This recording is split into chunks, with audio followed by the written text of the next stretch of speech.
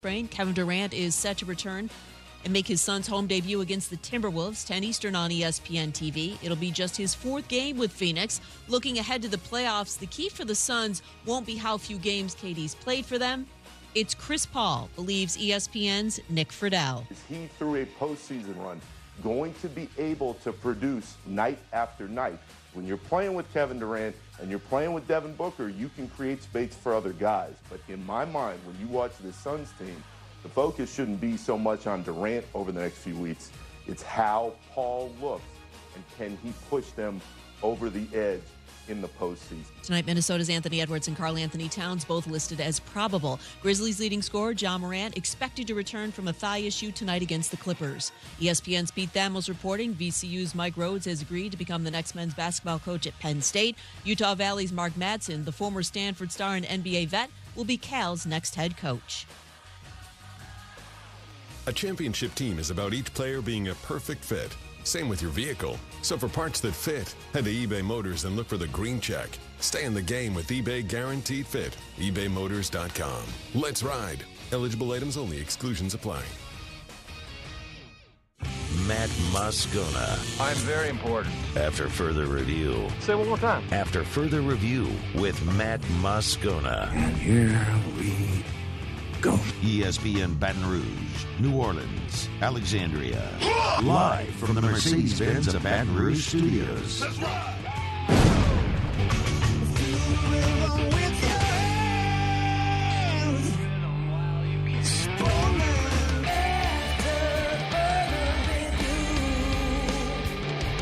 And off we go. Welcome aboard. Glad you're with us. AFR presented by Pluckers. I'm Matt. Love you, Matt. Paul O'Neill. They're chanting Paul O'Neill's name.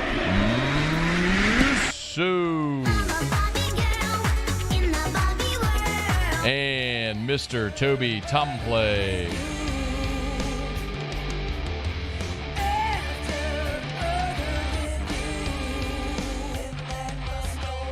All right, we're here. Glad you are as well. Get out there, make it a good one. Oh, by the way, it's a hump day.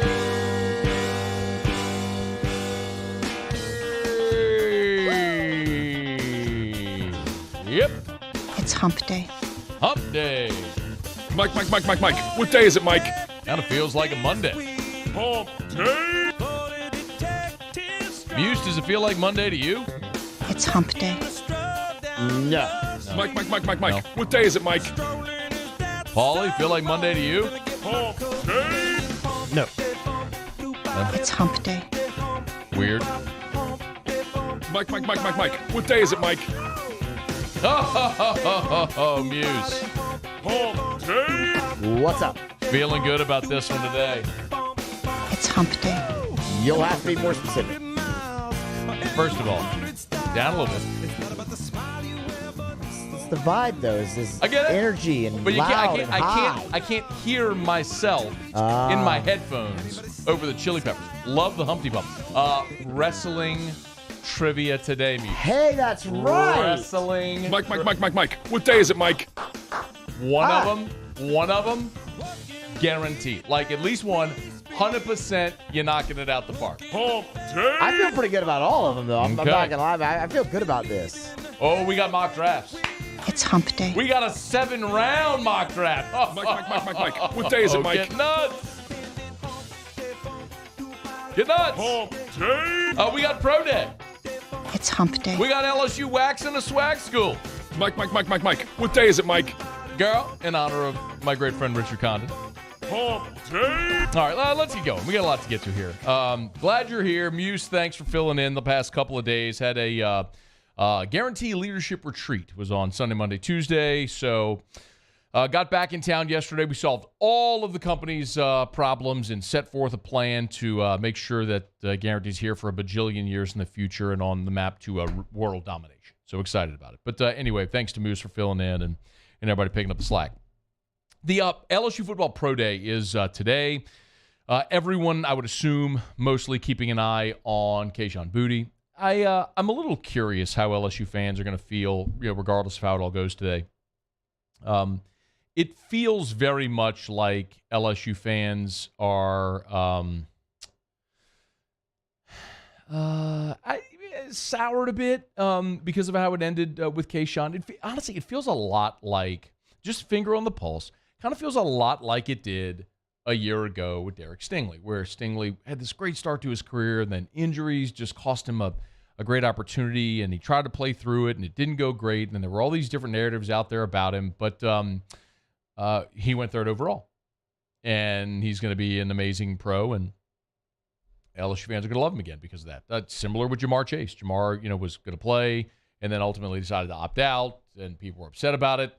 And then he went fifth overall, and he's one of the best receivers in the NFL, so you kind of forget about it. If he goes on to represent your school really well at the next level, people tend to embrace. And I hope that's what happens with Kayshawn as well. I think, and I mean, medicals will ultimately tell this tale. Kayshawn just never looked as explosive in 2022 as he did before his ankle injury at Kentucky in 2021. He was a bit heavier, but hopefully he can come back through that, get healthy, and go on and have a great NFL career. Interestingly, and we will kind of keep an eye on the pro day timing and results throughout the day today. But 16 players participating. There were 9 that were at the combine. So you do have 7 players that were not invited to the combine participating today. So big day for guys like Joe Fouché, Jark Bernard-Converse, Cody Dickerson. Check that. Colby Richardson.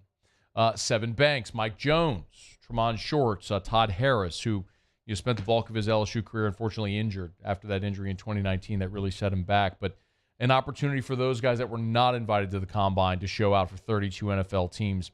While Kayshawn is the most interesting, I think the guy maybe with the most to gain today is probably someone like Jark Bernard-Converse, a guy who was an all-conference cornerback in the Big 12, came to LSU, started every game.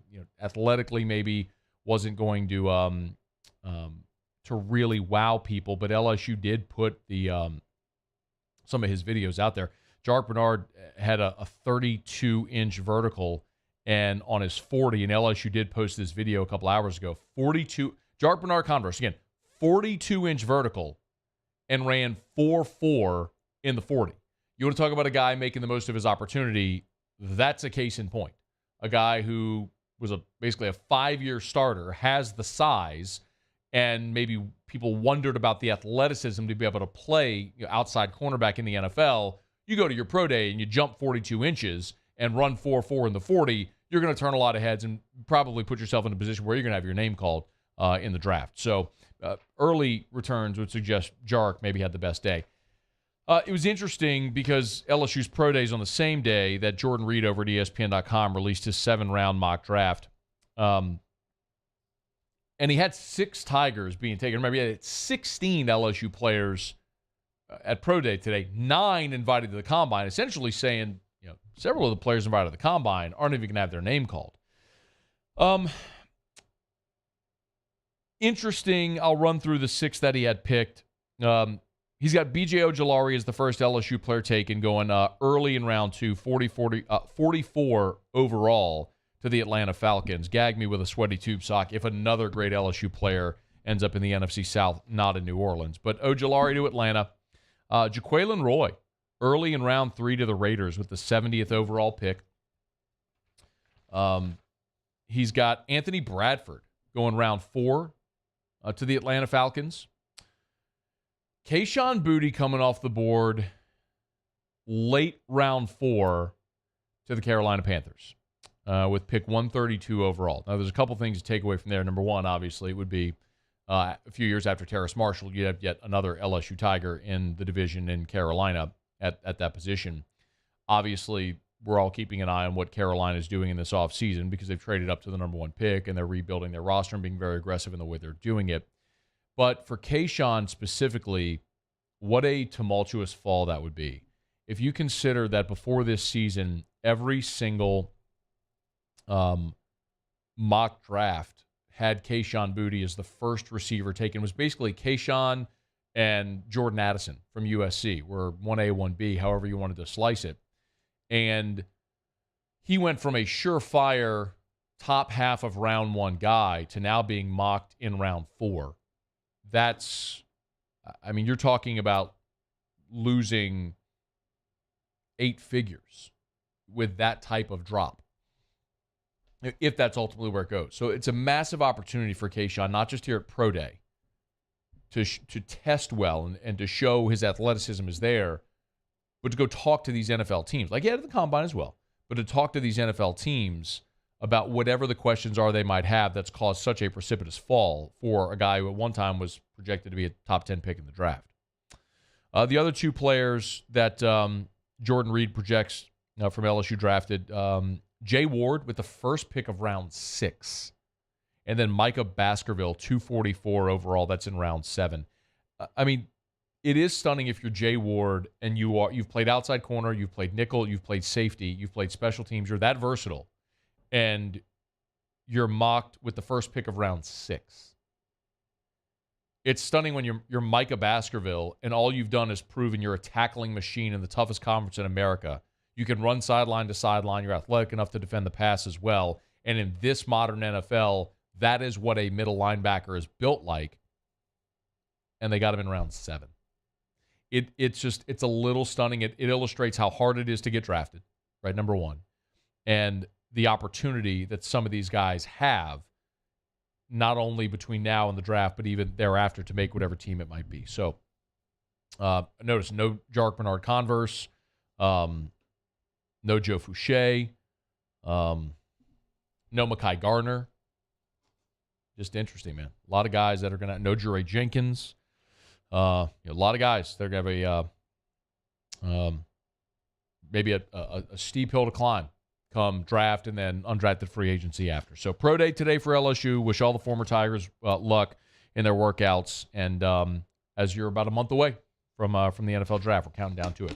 All right, it is after further review. We're glad to have you aboard with us here. Let me knock out our first break of the show. Hump Day Show is brought to you by Pluckers.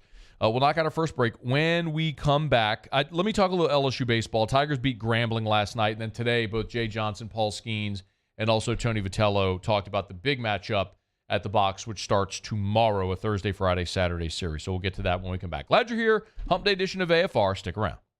AFR. Buying or selling commercial or residential. If you need a realtor, you need Darren James. Agent225.com. That's agent225.com. I can't imagine why in the world anybody would call anybody other than Darren James if you're buying or selling. The Wall Street Journal puts out its list of the top 1,000 realtors in America every single year, and Darren James consistently is on that list among the top 1% of realtors in America. I love reading you these great reviews. Here's one from Jason Ramsey, who said, "This is my third time working with Darren James. He is by far the most knowledgeable, hardest working, informative, and friendly realtor in the Baton Rouge area. I will always call Darren and his team for all of my real estate needs." Another 5-star review on Zillow, and yours could be next. If you need to sell your home, you need a process that's going to get results, you need Darren James. Agent225.com.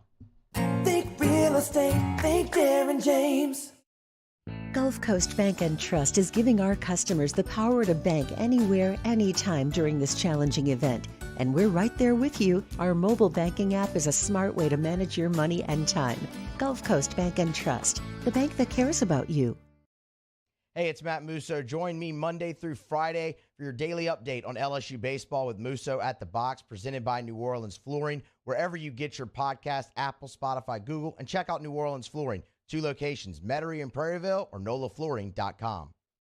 Bayou Chrysler Dodge Jeep Ram has $10,000 off new 2022 Jeep Gladiators and $8,000 off new 23 Jeep Grand Cherokees. All new Bayou automotive vehicles come with a 1 million mile warranty. If you need sales or service, the crew at Bayou is going to do right by you. Hi, I'm Brandon Landry, founder and CEO of Water. Hi, my name is Dr. Craig Green. This is Ryan Terrio with HUDCORoofing.com. Hey, it's Matt Moscona. No matter how big your commercial roofing job, HUDCO can help. My patients come to me because they trust that I can get the job done at a high level. Ryan Terrio and Richard Tilley have the same level of trust when it comes to roofing. If you have a roofing issue, call HUDCO Roofing. Give us a call, 364-1007, and we'll come to your house and give you a free inspection. I had to leave my parents. I had to move schools. I don't know anyone here.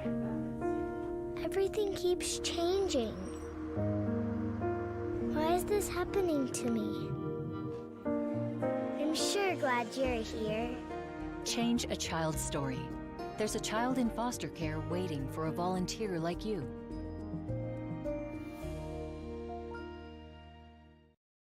Louisiana.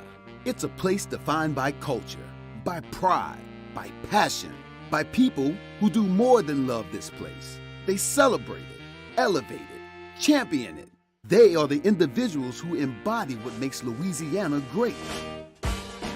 The companies that make Louisiana a better place to work and live.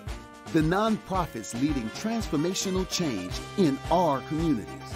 Champions of Louisiana are all around us, and LWCC is proud to celebrate them because we've always been Louisiana loyal, supporting the workers, the innovators, the change agents of this great place we call home.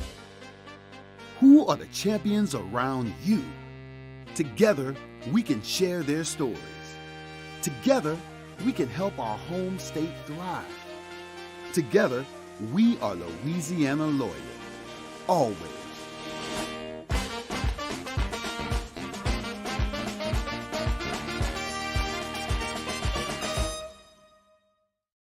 Moon Griffon is back.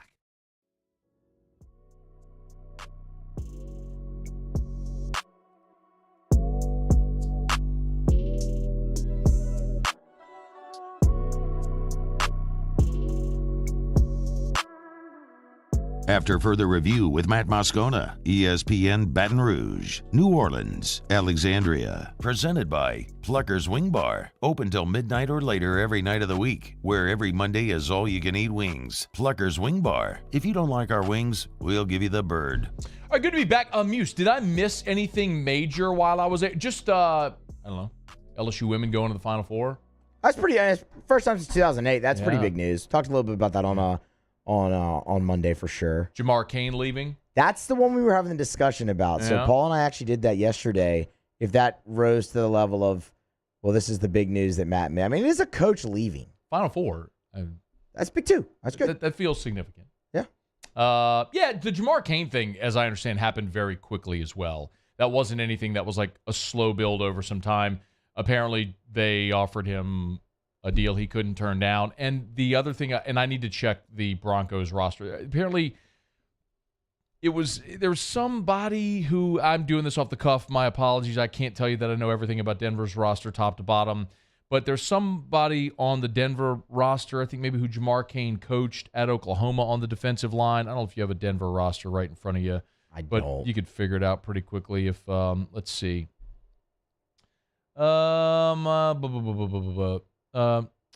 Nick Bonito was a linebacker at Oklahoma. He's on the roster. I feel like there was someone else there, but it doesn't matter. Anyway, there were some connections there as well. They made him an offer he couldn't refuse. And Jamar Cain's an awesome dude, awesome family. Players love him. A great recruiter as well. One of the big pulls in getting him from Oklahoma was that he was already recruiting a lot of the same players that LSU was recruiting. I mean, you're recruiting at LSU and Oklahoma. You're recruiting major national prospects. So losing Jamar Cain is significant. I don't know that how close Brian Kelly is to naming a replacement there, but as that continues to develop, we'll certainly let you know. But that did happen very quickly. All right, it's After Further Review. Hump Day Show is brought to you by Pluckers. We're glad you're with us. LSU baseball, they beat Grambling last night. Muse, did you go out to the box last night? I did not. So when you're hosting the show, you can't tell the host to hurry up and do the promo so you can get out of here 5 minutes early, get to the box. No, I mean, I made it home in time for first pitch and everything. That's stunning, actually. Yeah, I just, that one didn't do it for me last night, I'll be honest. Okay. 7 innings, another 7-inning special there. It's number 9 on the year. So, because they had a run rule in conference play this weekend, didn't they? They sure did. Yeah. So 9 run rules. As we went over, someone asked me again this morning if that's the record. They've already when they were at 7, they had already surpassed the run rule record in a season, at least based on my research. And to be very clear, it's not always easy to find box scores from baseball games like in the 80s. You know what I mean? And there were some 7-inning doubleheaders that LSU played where a game might get moved because of weather. Or there were years where they played a lot of 7-inning games, but they weren't necessarily run rules. So, but as far as the run rule record, LSU's already surpassed their program record for the amount of run rules in a season. As Jay Johnson has said, the downside of that is sometimes you don't get your bullpen work. Guys like Griffin Herring, who they thrust into the weekend, this past weekend in that spot because they wanted to see more of him. But for LSU last night, the stars were stars. Dylan Cruz went out there and was 2 for 2. Again, he's batting .542. Dylan Cruz is batting .542. Hey, I saw he was co-player of the week. All he did was bat like 800 in a conference weekend, and someone else. Who was the other person that was just as good? I didn't see. There were two. There were three. Parker Nolan had 11 RBI and 2 grand slams in a game against Mississippi State for Vandy. Good for him. And then Jack Caglione from Florida did Jack Caglione. Or any of them batting .542? No, I didn't think so. None of them. Yeah, I didn't think so. So Dylan White was really Dylan White. I'm looking at Tommy White. Dylan Cruz was really good last night. I think it's worth talking about Cade Beloso as well. They put him in the lineup against Arkansas in Game 2 to get another left-handed bat in the lineup. He delivered. He was there in Game 3 as well. Continues to deliver. Cade Beloso now is batting .538. I get it. It's a smaller sample size, but it's a large enough sample size to get your attention.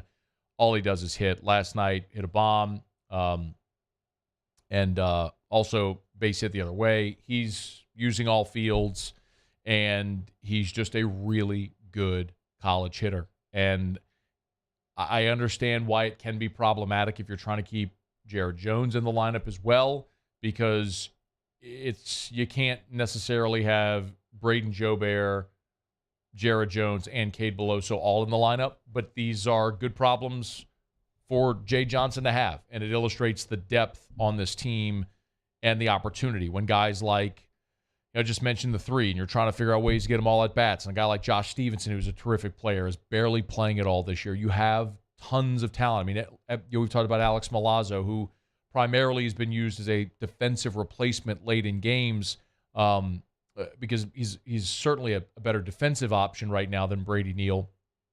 And Alex Milazzo's hitting .400. He was 2 for 2 last night with a walk. So that part of the game is coming along for him as well. So there's so much that you like offensively with this team. And y'all listen, I get it. You were facing Grambling last night. The kid who started threw 72 miles an hour. I mean, it's God bless. I was watching the game last night, and Hunt was on the broadcast with Chris Blair. Doug and Buzzy, I guess, weren't available, so Hunt pinch hit. And God bless Hunt. I mean, he was trying to tell you why last night could actually matter. And the point he made, I totally understand. He's saying, look, the SWAC champion is going to get a regional bid. And in years past, we have seen the SWAC champion sent to the box. We saw Southern in 2009. We saw Jackson State come here, and I believe it was 2013. So there's a possibility you could see a SWAC team with a soft throw-in lefty come into the box in regional play. Our buddy Chase Richard was the guy who handcuffed LSU for 4 innings or so back in 2009, the year they won the Natty. So it's good to see it. Look, you can spin it however you want, but there's not a lot of benefit of playing Grambling and beating them 17-5. Other than it's just a dress rehearsal with warm-blooded dudes on the other team in another jersey. If there was a positive on the bump, I would tell you it was nice to see Christian Little get back out there.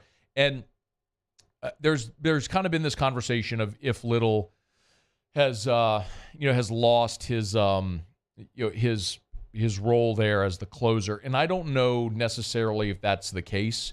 But yesterday was, I think, valuable because you had an opportunity to put Christian Little out there to start an inning cleanly. You're not bringing him out of the bullpen in a high leverage situation with runners on base, and he's pitching out of the stretch. And he has so little margin for error. Last night, he could take the ball to start the inning, pitch out of the windup, and not really have to worry about the situation going on and just go throw strikes.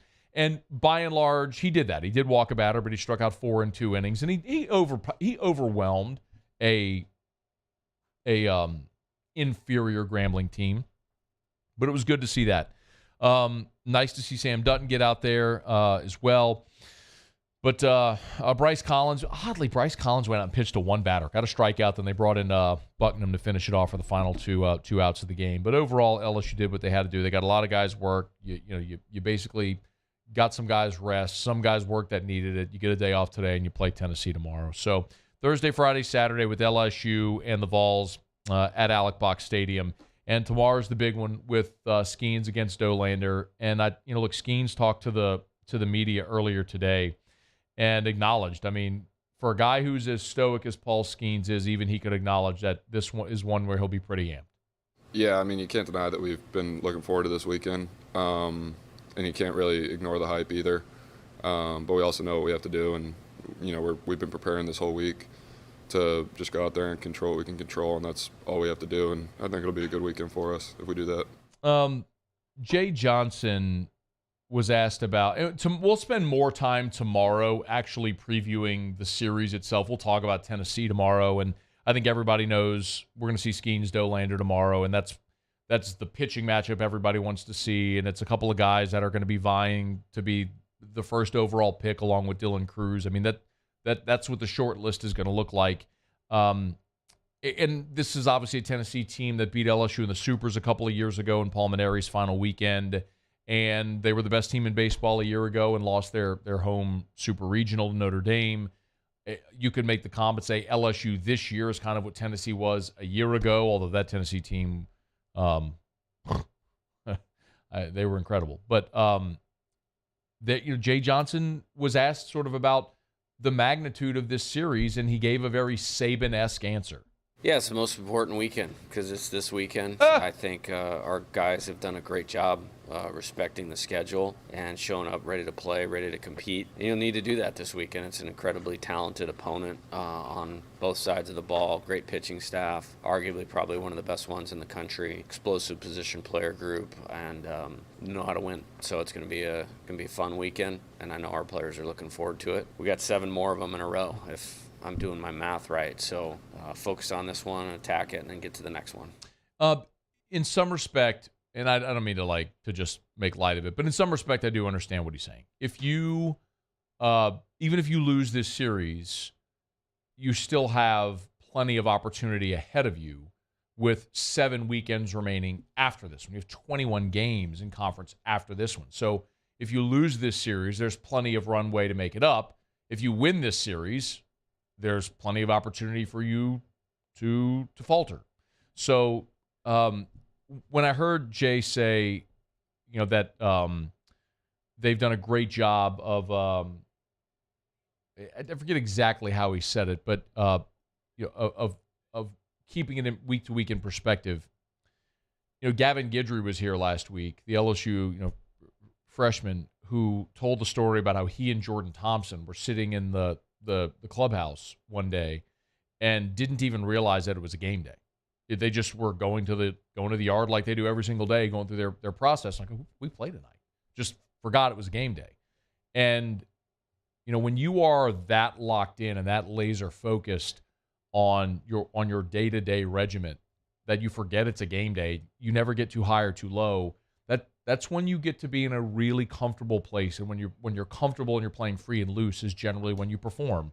I think it's not coincidental that Jordan Thompson's had a pretty spectacular start to the season. He's the guy who was saying that with Gavin Guidry. So, yeah, I mean, I believe it. Look, it's going to be a great atmosphere. Hopefully it's a packed Alec Box Stadium for 3 days, and LSU gets a big series win.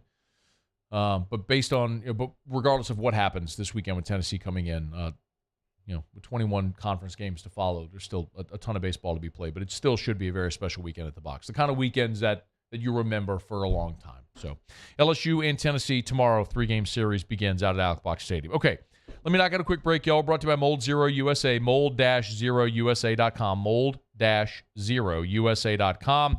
If you're fighting with mold as we start to get into the spring months, look, it's wet. It's raining a lot right now as we move through the spring months, but it's also getting hotter and more humid. So if you're dealing with mold, think you might have mold, if you can see it on the walls or anywhere, call Mold Zero. It is their patented non-toxic dry fog treatment. Mold Zero will come out.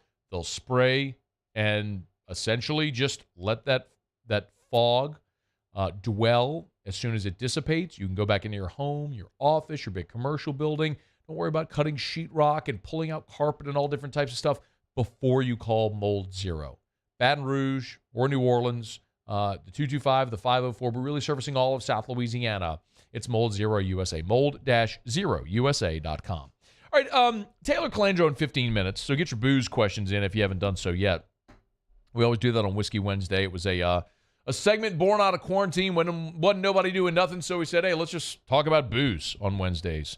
So we did that, and segment's really popular, so we've carried it on. So if you got booze questions, feel free to fire away for Taylor. That's coming up in 15 minutes. Quick break. We'll go around the SEC and a couple of very interesting transfer portal targets for Matt McMahon are lurking. We'll talk about that when we return. Glad you're here. It's AFR.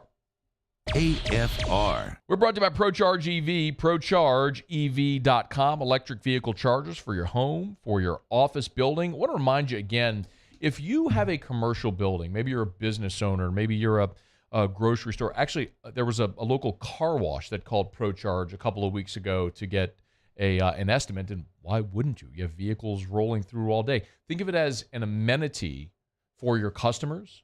It is studies have shown that in a given week, an average of 7 customers will come through your business additionally because you have an EV charger. So you want to bring more customers in. That's one benefit. The second, obviously, it can become passive revenue for your business having an electric vehicle charger there.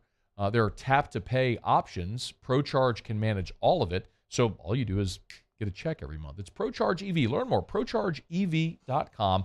Again, the most publicly accessible EV chargers. ProChargeEV.com.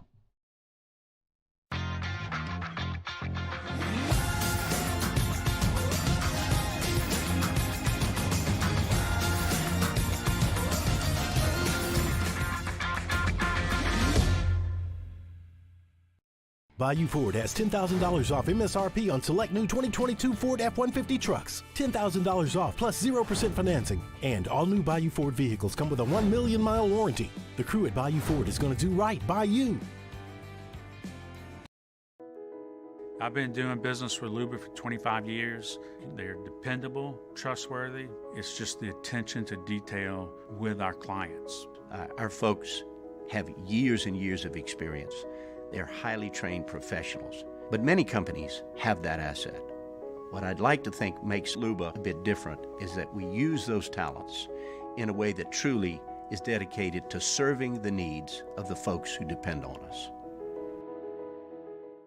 Gulf Coast Office Products is a nationally recognized Savin office equipment dealer based right here in Louisiana. Over 100 employees strong, Gulf Coast has the boots on the ground to support all vertical markets from education, engineering, legal, and finance. With the latest in office technology from desktop to production segment units, Gulf Coast and Savin have the perfect fit for you. Call 225-756-2644. That's 756-2644 for Gulf Coast Office Products. For over a century, local broadcasting has evolved with the needs of the community. We move past the stigmas of opinion journalism and bring the most relevant news online, on air, and on the go. You have trusted us with your news, sports, weather, and entertainment. Trust us to keep moving with you. Text TV to 52886 and tell Congress local broadcasting is here to stay. Hi, I'm Brandon Landry, founder and CEO of Otter. Hi, my name is Dr. Craig Green. This is Ryan Terrio with HUDCORoofing.com. Hey, it's Matt Moscona. No matter how big your commercial roofing job, HUDCO can help. My patients come to me because they trust that I can get the job done at a high level. Ryan Terrio and Richard Tilley have the same level of trust when it comes to roofing. If you have a roofing issue, call HUDCO Roofing. Give us a call, 364-1007, and we'll come to your house and give you a free inspection. I had to leave my parents. I had to move schools. I don't know anyone here. Everything keeps changing. Why is this happening to me? I'm sure glad you're here. Change a child's story. There's a child in foster care waiting for a volunteer like you.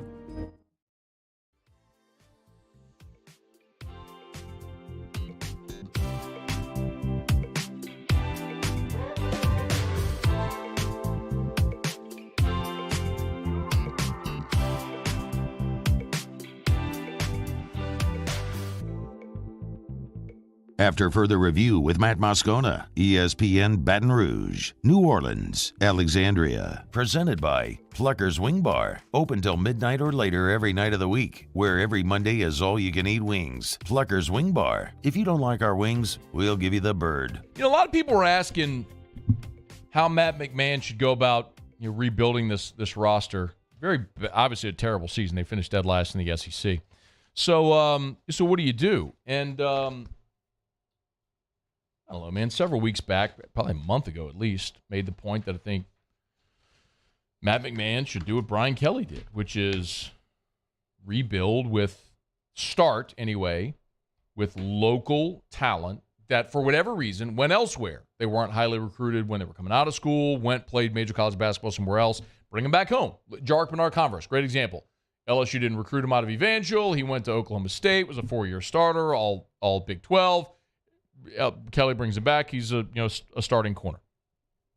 The transfer portal window for college basketball is now open, and there are 2 local products who are already in the transfer portal. One of them is Jordan Wright from Vanderbilt. Played his high school basketball at Dunham. Went to Vanderbilt. He's been a 4-year contributor there. Hit the game-winning shot against Kentucky earlier this year. And averaged 10 points, 5 boards a game this year. He entered the transfer portal. And that was yesterday. And then today, Jonathan Givony from Draft Express tweeted about a familiar name. Jalen Cook from Walker, former LSU Tiger Jalen Cook, who left LSU and went to Tulane. And all he's done at Tulane is become the best player in the ACC, averaging 19 points, 5 assists a game this year, 37% three-point shooter for his career. Says he'll test the draft waters, but also is entering the transfer portal. Sometimes I tell you the story without telling you the story. I was telling you the story without telling you the story. That is clearly the approach Matt McMahon is going to take. And at this point, I would be very surprised. I mean, nothing's ever done till it's done. But I would be very surprised if Jordan Wright wasn't an LSU Tiger. That Jalen Cook has options. He could enter the draft, and he may.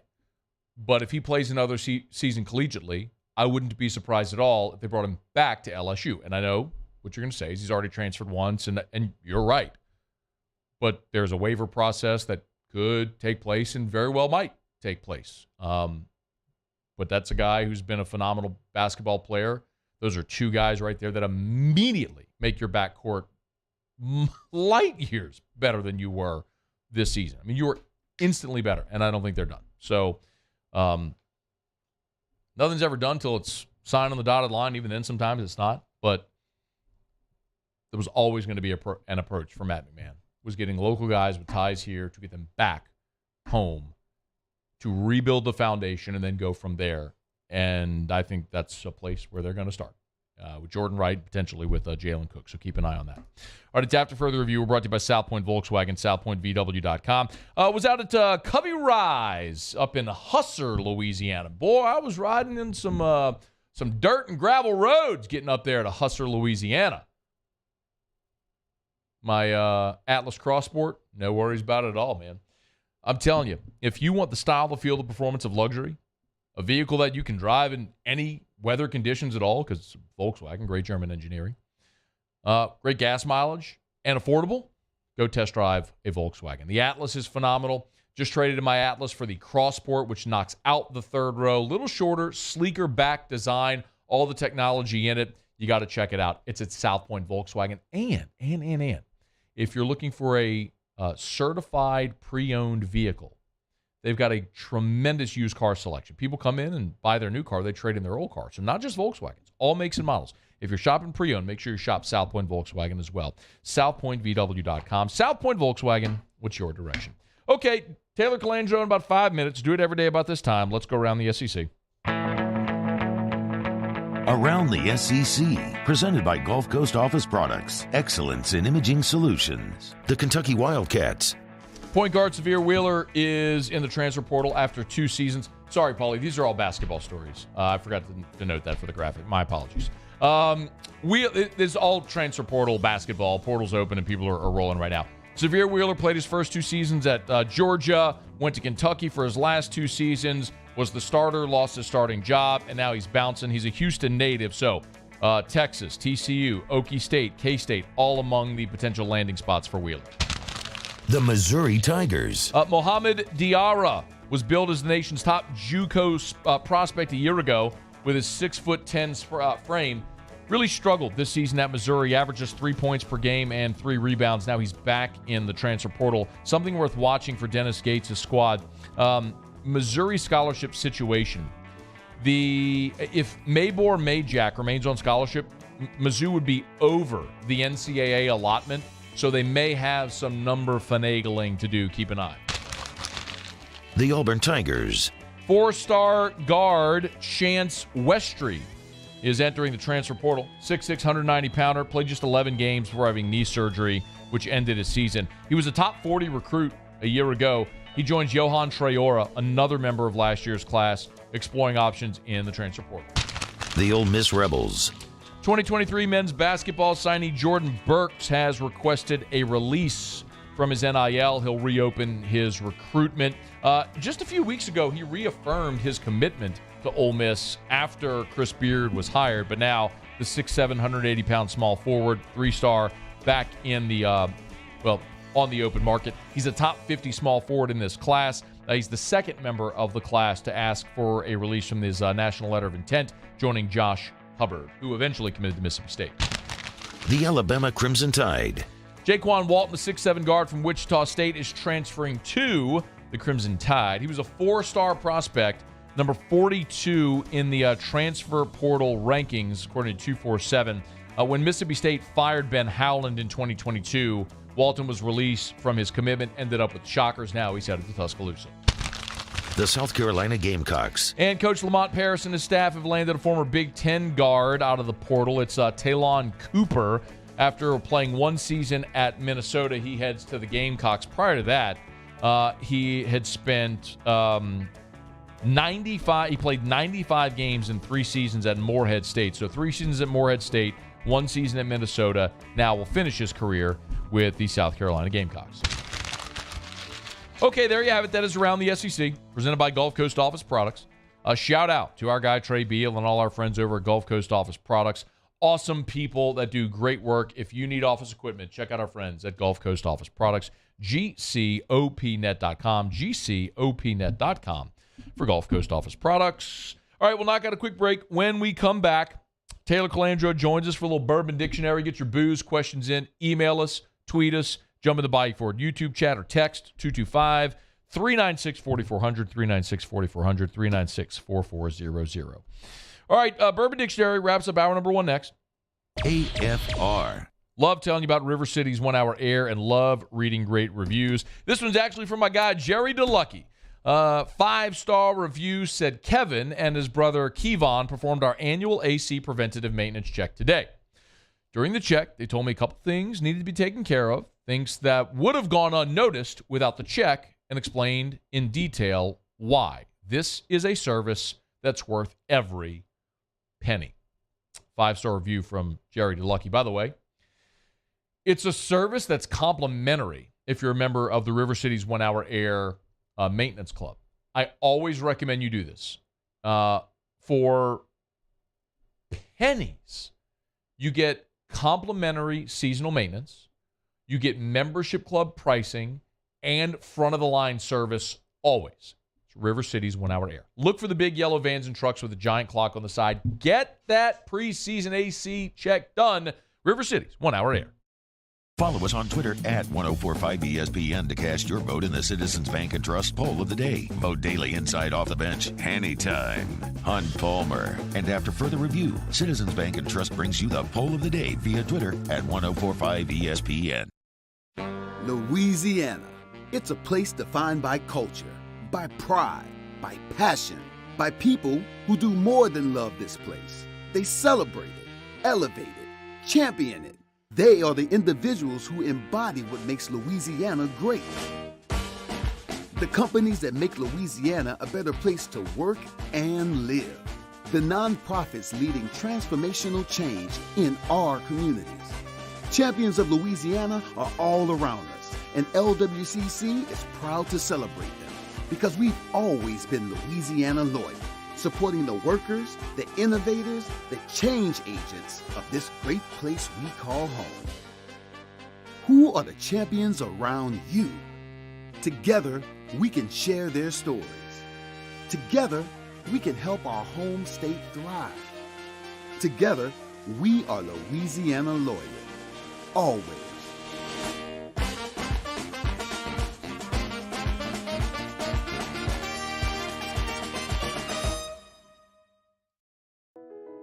I've been doing business with Luba for 25 years. They're dependable, trustworthy. It's just the attention to detail with our clients. Our folks have years and years of experience. They're highly trained professionals, but many companies have that asset. What I'd like to think makes Luba a bit different is that we use those talents in a way that truly is dedicated to serving the needs of the folks who depend on us.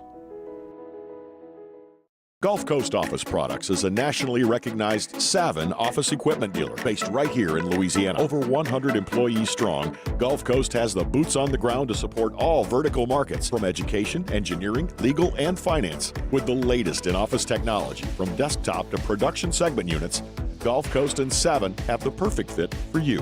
Call 225-756-2644. That's 756-2644 for Gulf Coast Office Products. For over a century, local broadcasting has evolved with the needs of the community. We move past the stigmas of opinion journalism and bring the most relevant news online, on air, and on the go. You have trusted us with your news, sports, weather, and entertainment. Trust us to keep moving with you. Text TD to 52886 and tell Congress local broadcasting is here to stay. Electricity is all around us, and our family.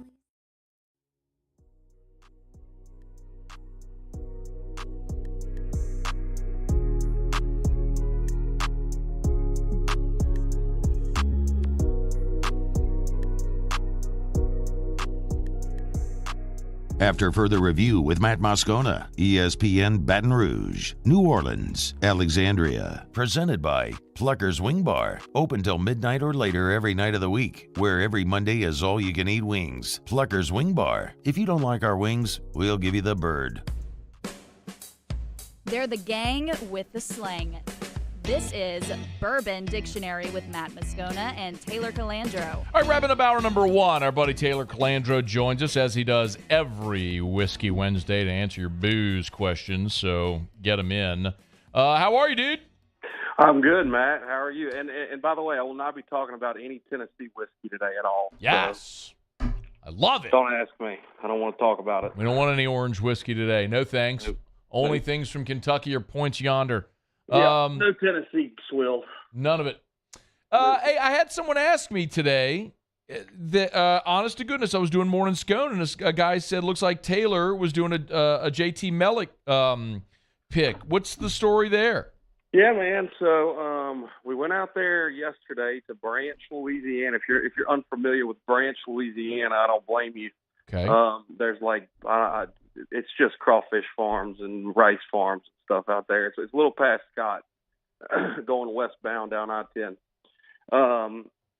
Yeah, so we picked a barrel. We met with Mark and Richard and Mark's daughters at the distillery, and they gave us the whole tour and shebang. And it's a cool place. They 100% of the whiskey and the vodka that they make, they use their own rice. They use their own grain. The whiskey is 100% rice too. So it's got a little sweetness to it. Have you tried their regular whiskey? I've seen the bottle, and I might have tried it at some point. I just don't recall. I can't tell you that I could give you an opinion of it. So you love to hate local whiskey, and I understand. Wait. That's not fair.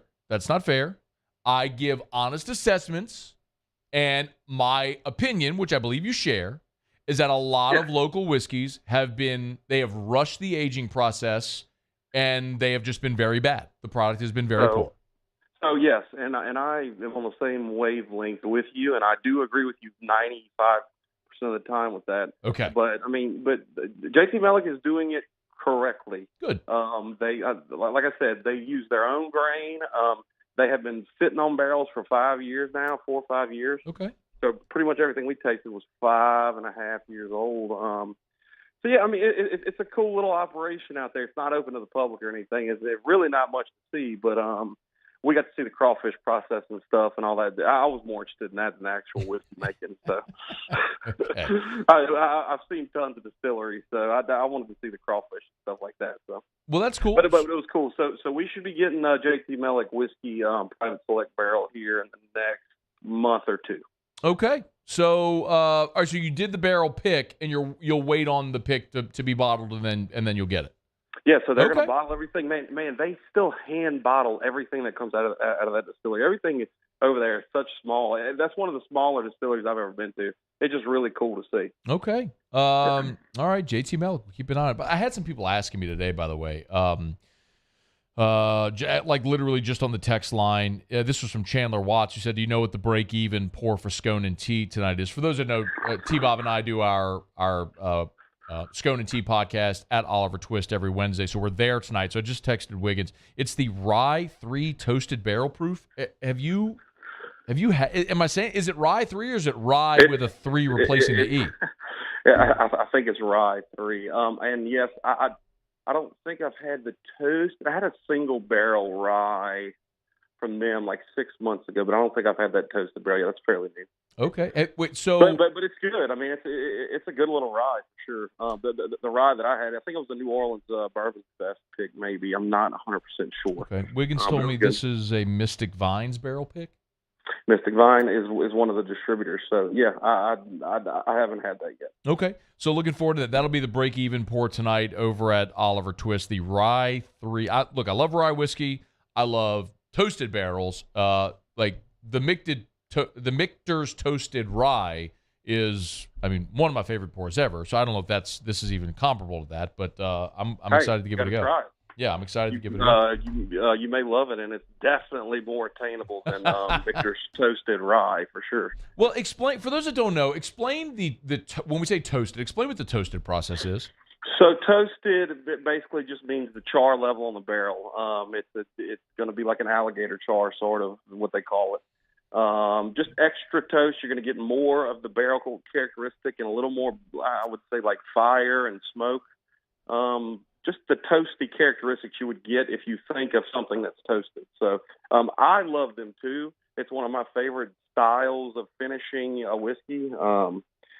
So yeah, I mean they're generally pretty good. I also favor them too. So I'm kind of biased. Let's get some questions. You know, Drew, you can get your questions in for Taylor. Email us, tweet us at Matt Moscona. Hey, Twitter world. Thank you, Juice. You can jump in the Bayou Ford YouTube chat on the Watch 104.5 ESPN YouTube channel or text 225-396-4400, 396-4400. Glenn said, he said, ever they Stag Jr., is it with 250? I think there's just a lot of typos in here. I think he's asking, is Stag Jr. worth $250? Well, I mean, if you can't find it and you want to try it, I think retail. I can't tell you last time I had a retail bottle of Stag Jr. It was probably around $100. So we haven't seen it in so long. I think $250 is way too much. But if you want to try it, it's excellent. So it's not way too much. I would really recommend just go to Oliver Twist and buy an ounce of it. Just buy a pour. That's also a really good point too. You can get it at bars. Yeah, try it, and then if you really love it and want to drop $250, great. But don't drop $250 just because of what the label says. Here you go, Chad Guidry. Taylor, did you ever try the Good Earth Straight Gulf Coast Bourbon yet? Very tasty, he says. Yes, that's from the other local. God, I can't think of the name of the distillery. It's another local distillery. Yeah, I've tried it. It was probably about a year ago. It's fine for what it is. I can't remember the name of the distillery, though. It's a local distillery. I can't remember the name of it. Bradley Abadi asked Taylor, have you tried Cat Head's raspberry vodka yet? Thoughts, if so? So yes, I have tried Cat Head, and Cat Head is from Jackson, Mississippi. It's kind of a local-ish brand. By the way, speaking of Cat Head, their honeysuckle makes an excellent Moscow Mule. Okay. It's a honeysuckle vodka, and I have tried the raspberry. It's fine. It tastes like raspberry vodka. All right, we're out of time, but it's a Bayou Terrebonne Distillers. Bayou Terrebonne. Yep, it was on the tip of my tongue. I couldn't remember the name of it. Taylor Calandro from Calandro's. Always appreciate it, man. We'll see you later. All right, Matt. Go Tigers. All right, talk next week. That's Taylor Calandro. This is After Further Review. Hump Day shows are brought to you by Pluckers. We'll get you caught up with national headlines. SportsCenter is staring you straight in the face. We'll kick off hour number 2. That Saints 7-round mock draft. Don't move. AFR. Let me take 60 seconds and remind you about the aesthetic medicine and anti-aging clinics of Louisiana. Bourbon in Baton Rouge, Ambassador Caffrey in Lafayette, online, theantiagingclinics.com. Lots of ways you can get there. Tell you very often, obviously, about HRT, hormone replacement therapy, and sometimes it could be testosterone. Maybe it's growth hormone. Whatever might be going on, which your blood labs reveal, will let them know how they can safely, affordably supplement you to get you to healthy levels again, to feeling like you did when you were younger. A lot of people ask about semaglutide now. They've got it at the Aesthetic Medicine and Anti-Aging Clinics of Louisiana. So go meet with Dr. Todd Howell and see what options are there for you to get you looking and feeling like your younger self and feeling healthier again. It's at the Aesthetic Medicine and Anti-Aging Clinics of Louisiana. Bluebonnet in Baton Rouge, on Bluebonnet right near Perkins. Ambassador Caffrey in Lafayette. You can always find them online at theantiagingclinics.com, theantiagingclinics.com. I'm Chris Nakamoto, and here's what I'm working on for my stories on WBRZ Channel 2 tonight. The Baton Rouge community mourning today as a motorcade escorted the remains of both Sergeant David Poirier and Corporal Scotty Canizero back to Baton Rouge this morning. The procession, made up of police and deputies from jurisdictions all over the capital area, escorted the two officers to their respective funeral homes. We'll show you how the community and their co-workers paid their respects. I'm Chris Nakamoto from WBRZ. Watch more tonight on WBRZ Channel 2. Gulf Coast Bank and Trust is giving our customers the power to bank anywhere, anytime during this challenging event. And we're right there with you. Our mobile banking app is a smart way to manage your money and time. Gulf Coast Bank and Trust, the bank that cares about you. Bayou Ford has $10,000 off MSRP on select new 2022 Ford F-150 trucks. $10,000 off plus 0% financing. And all new Bayou Ford vehicles come with a 1 million mile warranty. The crew at Bayou Ford is going to do right by you. Hi, I'm Brandon Landry, founder and CEO of Otter. Hi, my name is Dr. Craig Green. This is Ryan Terrio with HUDCORoofing.com. Hey, it's Matt Moscona. No matter how big your commercial roofing job, HUDCO can help. My patients come to me because they trust that I can get the job done at a high level. Ryan Terrio and Richard Tilley have the same level of trust when it comes to roofing. If you have a roofing issue, call HUDCO Roofing. Give us a call, 364-1007, and we'll come to your house and give you a free inspection. I had to leave my parents. I had to move schools. I don't know anyone here. Everything keeps changing. Why is this happening to me? I'm sure glad you're here. Change a child's story. There's a child in foster care waiting for a volunteer like you.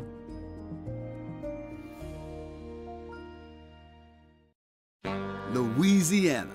It's a place defined by culture, by pride, by passion, by people who do more than love this place. They celebrate it, elevate it, champion it. They are the individuals who embody what makes Louisiana great. The companies that make Louisiana a better place to work and live. The nonprofits leading transformational change in our communities. Champions of Louisiana are all around us, and LWCC is proud to celebrate them because we've always been Louisiana loyal, supporting the workers, the innovators, the change agents of this great place we call home. Who are the champions around you? Together, we can share their stories. Together, we can help our home state thrive. Together, we are Louisiana loyal. Always.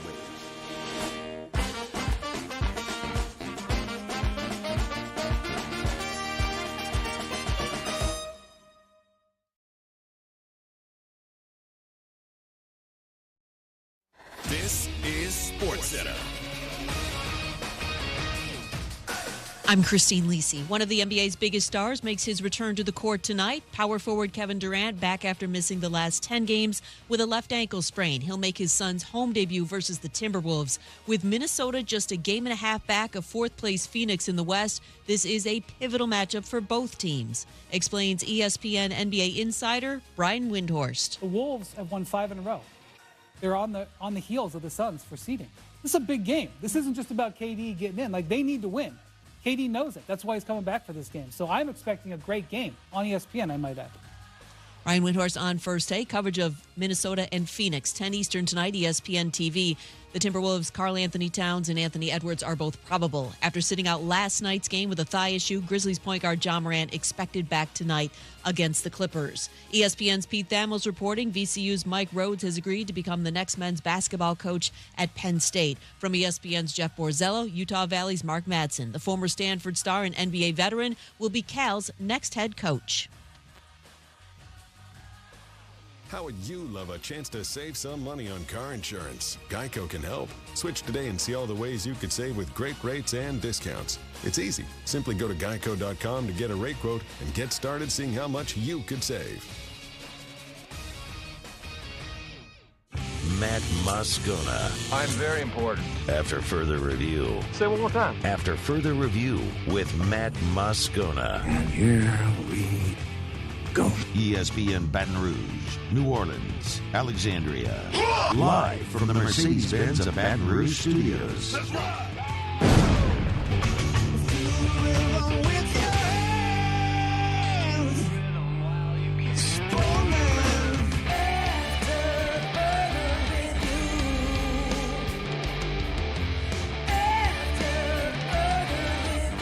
I'm gonna go do my radio. Well, yeah. I mean, I thought it was Drew calling. I think you're on air right now too, though. Yeah, you're on. You're not excited that I call. You're definitely on air right now. Well, well, you know better than to call me during my show. So when I see the phone ring and it's you, I assume that Drew has your phone and you forgot to block the outgoing calls. So I was like, oh, let me answer it and see if he says something cute real quick. But then... Well, yeah, because I thought it was, well, you're not a letdown. But when I was expecting... No, I said you're not a letdown. No, I said you're not a letdown. But when I was expecting to hear from Drew, I was expecting it to be Drew. And I thought he was going to say, hi, Daddy. And then it was you. And you're like, oh, I was trying to call my mom. Which is really weird because I look nothing like your mom in the phone, in the dictionary, or in your contacts. No, when I go to favorites, you're the first one. He's the second one. So I must have hit the second one under favorites, not the first one. Yeah. Yeah. All right, Okay. I'm going to go do radio now. Okay, see you later. That's Eric. She meant to call her mom and called me instead. What's going on? Now my niece is texting me. What's going on? My niece Sophia just texted me. Give me a shout out. What is? Give her a shout out. Sophia Delafano, shout out. Dude, that's a strong name. Show shit. I'm listening to you. Shout out, Soph. Delafano. Oh, that's good. Delafano. Dellorfano. I love it. Delorfano. Well, you say it like Delafano. Delafano. Like Helafano. Sophia Delafano. Shout out, Soph. Yeah, you can. Yeah, we don't need that. Yeah, we're not going to do that. What just happened? I mean, you answered your phone live on air. Well, I thought that was all right. So, hour two off we go and all that stuff. So my phone was ringing. It was Erica on the contact, my wife. She knows. Don't ever call me or text me when I'm live on the air. Like she knows. Makes sense. She knows that. If she is calling me, it's an emergency, right? Like but she wouldn't call. She would text if it was like a really important something. So the phone, she gives Drew her phone a lot because he'll watch videos on her phone or whatever, and she'll block the outgoing call so he can't, because he will find the phone app and he will call. Like one time he called his cardiologist like 37 times. Just kept calling. He just calls and hangs up and calls and hangs up and calls and hangs up. So naturally, like panic ensues. Right, yeah, especially there. Yes. Anyway, but he loves his cardiologist, like favorite person in the world. Drew, he's not afraid of doctors. Loves all of his doctors. So anyway, so I saw the phone ring, and I assumed she gave Drew the phone. She forgot to block the call, so he was calling. So I was like, oh, I knew it would be 2 seconds because he would say, hi, Daddy, and hang up. That's it. Well, then it was Erica. And then we were live on air, and so then she decided to talk to me, even though I was like, hey, you're live on air right now. It's okay. I mean, the audience loves Erica, so, I mean, it's fine. They do. Like, They do. Okay, let's talk sports. Yay, sports. we should have done Ask E-Rock right there. Oh, call her back! That was a miss. Well, she's on the phone with her mom now. No, they talk for 2 seconds, 100 times a day. Why don't they just make one long? Paul, wait, you're asking a logical question of That's illogical fair. people. Paulie, how many times a day do Sam and her mom talk a lot? I would say so, yeah. Yeah? How many times a day? End of the day, look at the call, like how many times? Probably once or twice. I'm telling you right now, Erica and her mom, call log, end of the day, minimum 10. Outgoing, incoming, minimum 10. Minimum. That's not that many for Sam, for sure. I'm telling you, minimum 10. Damnedest thing. 11:15 at night, the phone's ringing. I'm like, what in the hell could you possibly need in this moment that can't wait until tomorrow? Also, if it's like 2 I was seconds, just it's calling just to tell you. text. I was calling to tell you. Oh, no, come on. Her mom's a 73-year-old woman. Well, look, I was going to go pick up some Advil tomorrow. Do you need any? Like that's the sort of thing. I'm like, that's the thing that's happening in this moment right now in your life that you see. Anyway, these people with the phone calls. Like, did y'all have a rule in your home when you were a kid about phone calls at certain times of the day? Like, after 9 o'clock, phone better not ring in the house. Like, did y'all have any rules like that? Not like that. I mean, it was mainly just don't hog the phone, don't hog the house phone type thing because there's 4 kids in there. Did you have a landline in your home? Yeah. Paulie, did you have a rule about? Not that young. Come on now. It was mainly more with the internet kind of thing. That too. And it wouldn't lock up the landline. Yeah. When the internet would lock up the landline. That noise. Everybody knows it. So good. All right. Let's talk sports. This will be fun. We need a poll question. Did you do a poll question the last 2 days, by the way? I didn't. They did. Paul and Beck handled but it got that. posted. Yeah, it got right? posted. Okay. It got posted. All right. How often do you call your mother? That could be the poll question today. This feels like a question that's better because I feel like most of our audience, well, I know most of our audience are men. This is a question for women, though, because I want to know how, like, moms and daughters, how many times like my dad and I, we don't talk 10 times a day. How often does your wife call her mother? Wife, girlfriend, significant other. Yeah. That's what we're going to do. That's the one we're doing. And then just say, leave the questions below. Or you could do like, I was going to be like 5 or more, 10 or more, 10 or less, or something like that. I don't know. Other. Yeah. Do like 0 to 5. Yeah. 6 to 10, 10 plus. Something like that. All right. Times a day. So like 0, 1 to 5, 6 to 10, 10 plus. There you go. Got it. This segment's gone. All right. Here's what I'm gonna do because I want to spend time on this Saints topic, which Jordan Reed at ESPN did his 7-round mock draft. Dennis Allen met with reporters yesterday, and there was a lot about the draft that I want to talk about, but I need a full segment. So let me just do that in the next segment. Right now, I'll flip. Pelicans last night lost. They had won 5 in a row. On a little bit of a roll. We talked about the schedule and how they were entering this part of the schedule where they had to win. They had 2 games against Houston. They had a game against San Antonio. They're playing bad teams, and they beat them. They beat Charlotte. They went to Portland and won, beat a depleted Portland. Great. They had won 5 in a row. Awesome. And then, so you're kind of looking and going, all right, or is it, have they turned the corner? Have they found the mojo that evaded them for really the second half of this season? Well, it was a great test playing Golden State last night. Steph Curry playing against the Pels for the first time. Wasn't it like 2 years? It was like 2021 the last time they played the Warriors with Steph because of injuries or him resting. And I was watching LSU Grambling last night in baseball. Game ended. I flipped on the Pels game, which tipped at 9. And I don't even know why, but I was watching a Spanish language broadcast on TNT. And shame on me. I don't know why, if I just had a brain fart, that I didn't go to Bally Sports New Orleans because I love the local broadcast. But maybe then I was just so intrigued. Did you watch any of this on TNT? It wasn't on Bally, so I watched it on TNT, except it was in English. I'm sorry? Yeah. You saw the game in English? I saw the game in English, yes. Why was... All right, I'm legitimately perplexed now. Why was I watching the game in Spanish? I have no idea. Because it was in bet English. you anything in the world my child found the SAP button. Yeah. Drew just discovered the remote. And so now he's fascinated with like fast forwarding and playing. You know, I guarantee you hit the SAP button. But I changed the channel and then it was back to That's English. what I was going to ask you. What? Are you kidding me? I swear. I'm like, what weird, like, is it, you know, I probably would have just muted Spanish it. Heritage Month or something like that? I didn't know. But like, I was literally, the game was on in Spanish last night.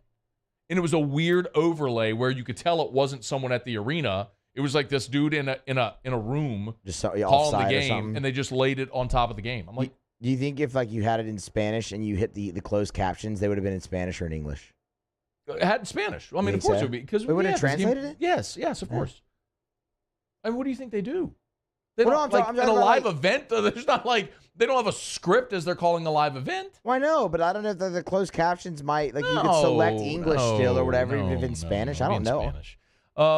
The first segment of this hour has absolutely just gone to holy really hell. interesting. What in the world just happened? Well, over you the watched last the game 10 in minutes? Spanish I last watched night. the game in Spanish last night. You didn't mute it. You literally just kept it on. Well, I didn't have it loud enough for it to matter. I mean, but like, could you blame like in the NBA? How many times do we watch the NBA and it's like Los Pelicans or Los Heat or Los Suns, right? It's like that's fair. They do the Spanish jerseys, or I mean, in the NBA, you never know. There's every team's got 7 different floor configurations they use. It could, I don't know why. I mean, I just flipped on the game. You're right. There was no Bally, which is why I put it on TNT, and so I'm watching it. And it was in Spanish. Wow. So I sat there and watched the Pels blow a 17-point halftime lead in Spanish. Steph Curry's magnificent still. Great for him. Not great for the Pels. And now I'll tell you this. The Pels are in the 8th seed, so they're in the play-in as of right now. And this thing could go they're right in the middle of the dang seesaw. You know the seesaw on the playground? It went into fulcrum in the middle and it goes, you got the seesaw? They are right there in the middle right now. The Pels are a game and a half from the 6th seed, which means you would be in. You wouldn't have to fool with the play-in. You're a game and a half from the 6th seed. You're a game from the 11th seed out of the play-in. I mean, you were going one way or another over these final 6 games of the season. And you got to play all of the teams at the top of the West. You got to play Denver. You got to play Sacramento. You are in a situation where you got to play in your remaining games. Denver, we got to play. You get the Clippers, very winnable. Sacramento, Memphis, then you play the Knicks, and you're at Minnesota to wrap it up. It is possible that when you play Sacramento, Memphis, and New York, their playoff seeding could be locked in, and they may be resting players. So the Pels may catch a break there. May. Or maybe they don't. But if nothing else, the play-in has achieved the thing that they wanted, which was keep more fan bases interested longer. And that's what they've done. Because if you are effectively any team in the NBA right now, certainly in the West, outside of Houston and San Antonio, I mean, you're still interested because you got a shot. And in Portland, because they're completely taken. I mean, even Utah is hanging around. So, all right. Pels will play tomorrow in Denver against the top-seeded Nuggets. And as the Nuggets try to lock in the number 1 overall seed, we'll see how that goes. All right, let me break since sometimes people like the real world stuff. I mean, this is real life and it's live radio. Maybe you like what happened there at the beginning of this hour. I got my niece asking for shout-outs, and we're talking about her last name. I got Erica calling me live on the air and being disappointed that I wasn't more excited that she called me live on the air. And then we figured that I was watching a game in Spanish because I think my kid hit the SAP button and I had no idea. I need a nap. So I need a day off is what I need. Muse, come host the rest of the show. You were just gone the last 2 days. But it was work. It was work. It wasn't totally work. It wasn't all work. There was leisure time. There was was leisure meetings, time. hours and hours and hours of meetings. I did go skeet shooting. You said you weren't going to. Well, we went over. Well, let me break. I'll tell you the skeet shooting story, but I got to talk about the. What? What's that? It's just like, I'll tell you when we get back. But I also have to 15 talk after about the this. hour. I gotta know, go. But you know we're gonna get. Okay. Stop distracting me. I gotta go. You're the producer. You're supposed to keep us on time. Do your job, Muse. We It's are on AFR. Break.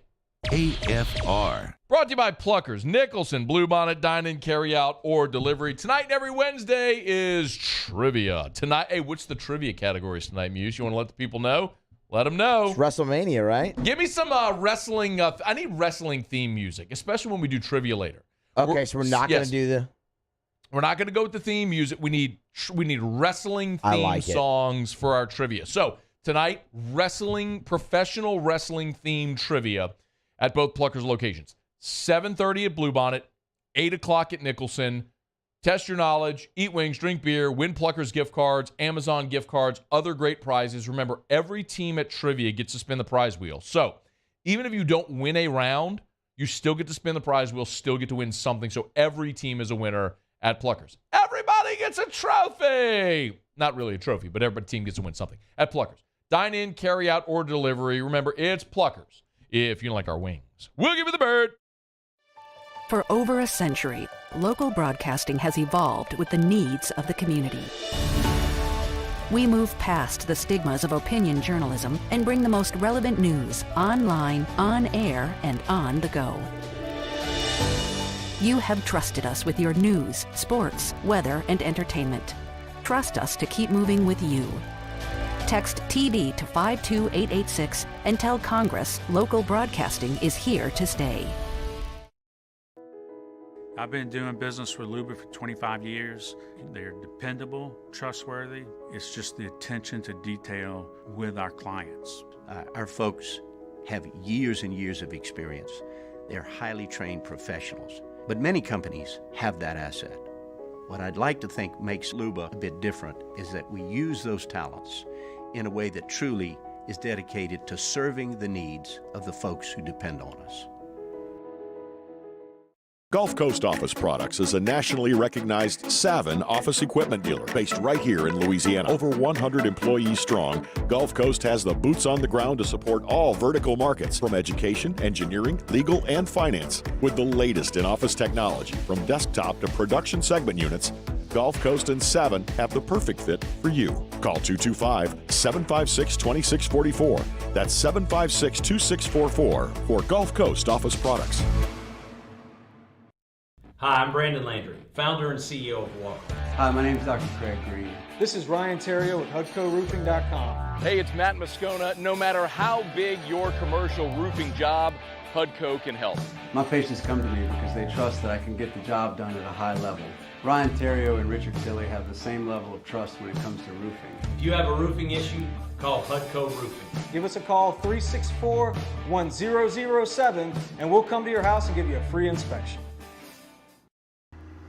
I had to leave my parents. I had to move schools. I don't know anyone here. Everything keeps changing. Why is this happening to me? I'm sure glad you're here. Change a child's story. There's a child in foster care waiting for a volunteer like you.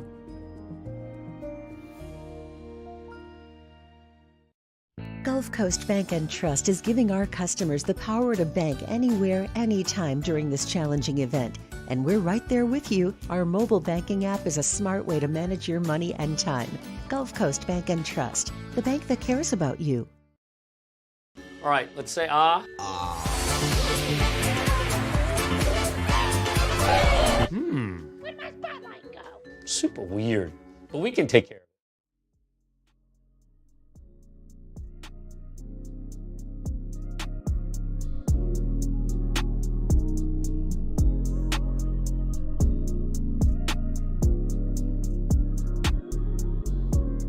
After further review with Matt Moscona, ESPN Baton Rouge, New Orleans, Alexandria. Presented by Plucker's Wing Bar. Open till midnight or later every night of the week, where every Monday is all-you-can-eat wings. Plucker's Wing Bar. If you don't like our wings, we'll give you the bird. On a Tuesday, Dennis Allen met with the media for a pretty extended time at the NFL owners' meetings. He talked about a lot. He talked about his quarterback situation. He talked about some of the free agents that they've signed. Talked about Michael Thomas's health. He also talked about the roster as we now have moved through really the second wave of free agency.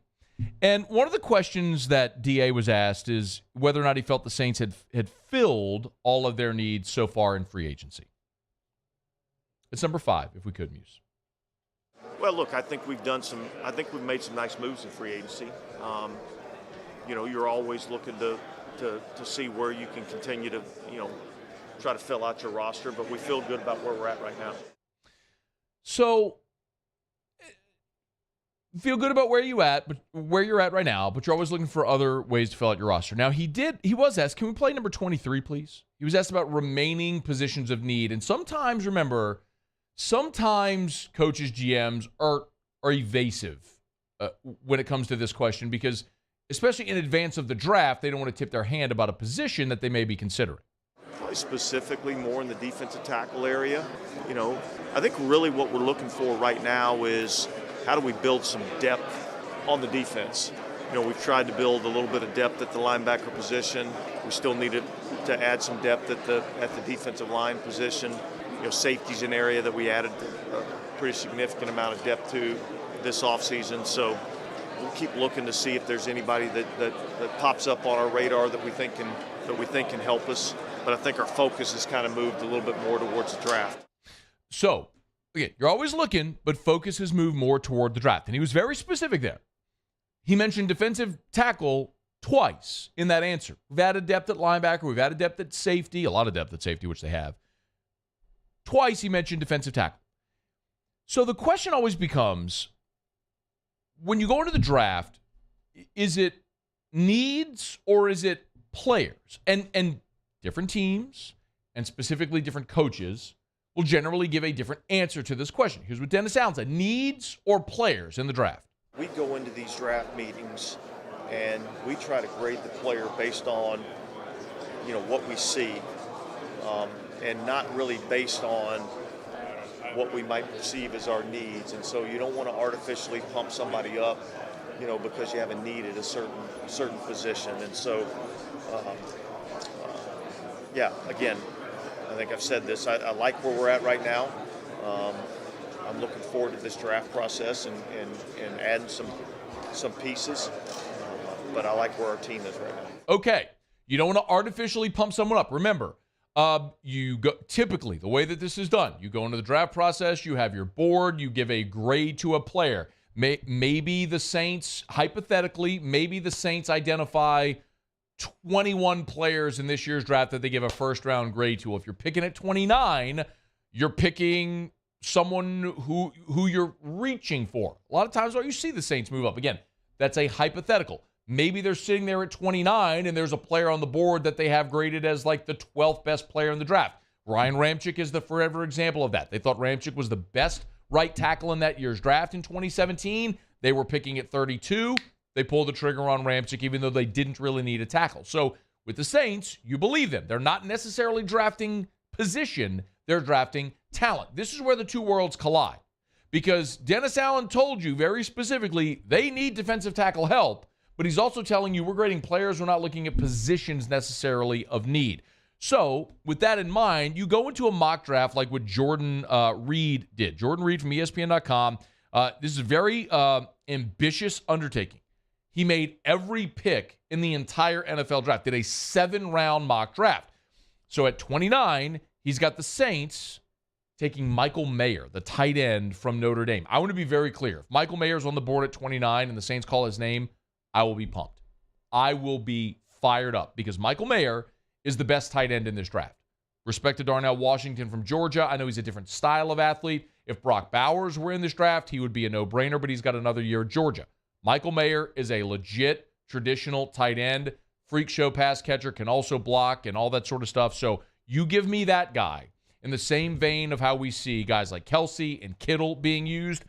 Give me that guy. The Saints have searched for that pass-catching tight end ever since Jimmy Graham walked out the door. And you've had spatterings of success. A little bit here with Benjamin Watson. You spent a lot of money on Kobe Fleener. You busted. You tried to go after Jared Cook. Had some high moments, had some really low moments. You tried Adam Troutman in the draft. I like what Juwan Johnson has done so far as an undrafted free agent. You signed him to a 2-year extension. It's just you haven't hit. You haven't kaboomed yet at that position again in almost 10 years. It's been almost 10 years since you traded Jimmy Graham to Seattle, and you still have not found it. If Michael Mayer's there at 29, you take him, I'm pumped.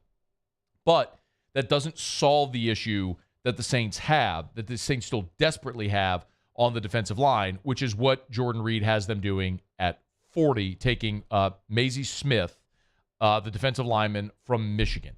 You lost David Onyemata. You lost Shai Tuttle. You've brought in Colin Saunders. You brought in Nathan Shepard. But if you have the opportunity to add a big interior player with one of those first 2 picks, I am all for it. And it feels very much like, for the Saints, and just the way drafts typically go, the elite defensive interior linemen are going to be up. Jalen Carter's going to be off the board. Like, those elite players at that position are gone. You will much more likely see a player like that with a second-round grade on the board at 40 than with a first-round player on the grade at 20. First-round grade on the board at 29.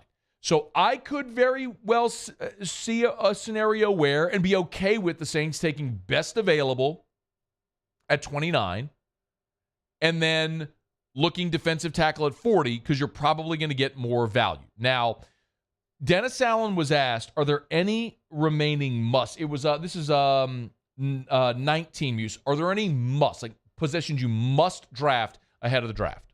Yeah, I think for the most part, I think we've handled a lot of the musts. There's still a lot of, well, there's definitely a lot of wants. There's always wants in terms of a coaching perspective. Probably a couple of needs that we need to try to make sure we fill a couple of spots. But again, I like where we're at.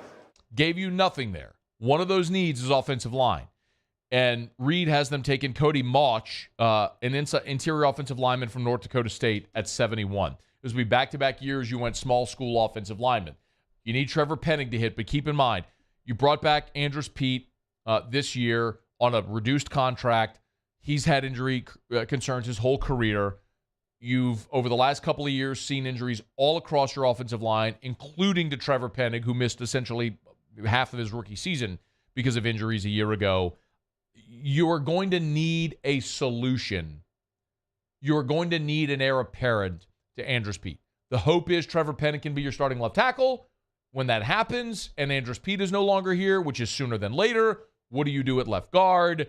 If you don't believe that some of the undrafted free agents that you've circled through there, like Calvin Throckmorton, if they're not the long-term answer, what do you do? Maybe a player like Mauch could be there for you. So someone else to keep an eye on there, and that's at 71. You're looking in round 3. Remember, the Saints have a full slot of picks, but after after the 71st pick, they're not slated to pick again to 115. That's in round 4 with the 115th overall pick. And this is where you kind of start to say, okay, you can really stay very true to your board because of what would be out there. Tank Dell, a wide receiver from Houston, they have the Saints taking at 115 overall. There's some interesting names on the board still right there. One pick before, he's got Henry To'oto, the All-American linebacker from Alabama, on the board. Keep in mind, we still haven't mentioned Kayshon Boutte, who could very well drop in this draft. As a matter of fact, got Kayshon going 132 to Carolina. That could be an interesting option for New Orleans if you're looking receiver and could maybe get great value in that spot in the draft. Into round 5, the Saints have a couple of 5th-round picks, and I will tell you that of this mock draft, my favorite pick is who he has the Saints taking at 146. It's Eric Gray, the running back from Oklahoma. I know there's a lot of people here that are hoping the Saints take the running back from Tulane. And I would be totally cool with that. Terrific player. But I also think that someone like Spears maybe I don't want to say a reach, but the Saints are going to have other needs because there's depth in this draft. Eric Gray, during the Jeremy Pruitt era at Tennessee, was the best player on their entire team.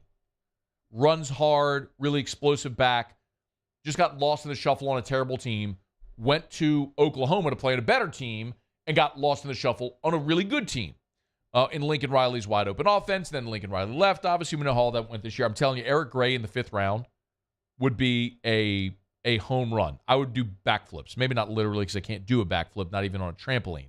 But I would be doing figurative backflips if the Saints got Eric Gray in round 5. With the other 5th round pick, they haven't taken Tavius Robinson, who's an edge rusher from Ole Miss. It's a player that SEC fans should know pretty well. So when you start to look at the positions that the Saints would be checking off, tight end, defensive tackle, wide receiver, running back, edge rusher, these are all positions of great need for the New Orleans Saints. So I like in the way that they're checking all of the boxes. The Saints don't have a 6th round pick, and this is where the drama would potentially come in if it played out this way.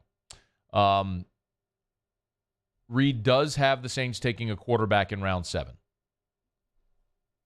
With the 227th pick, he's got the Saints taking Stetson Bennett out of Georgia.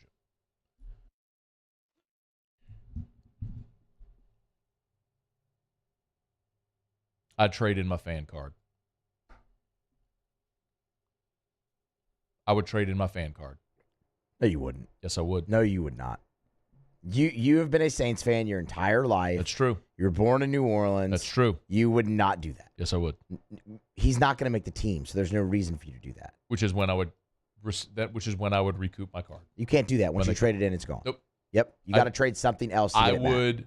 I would suspend my Saints fandom until they cut Stetson Bennett, and then I would resume my Saints fandom. I would still talk about the team because I would be contractually obligated here on this show to talk about the team, but I would not be talking about them as a fan.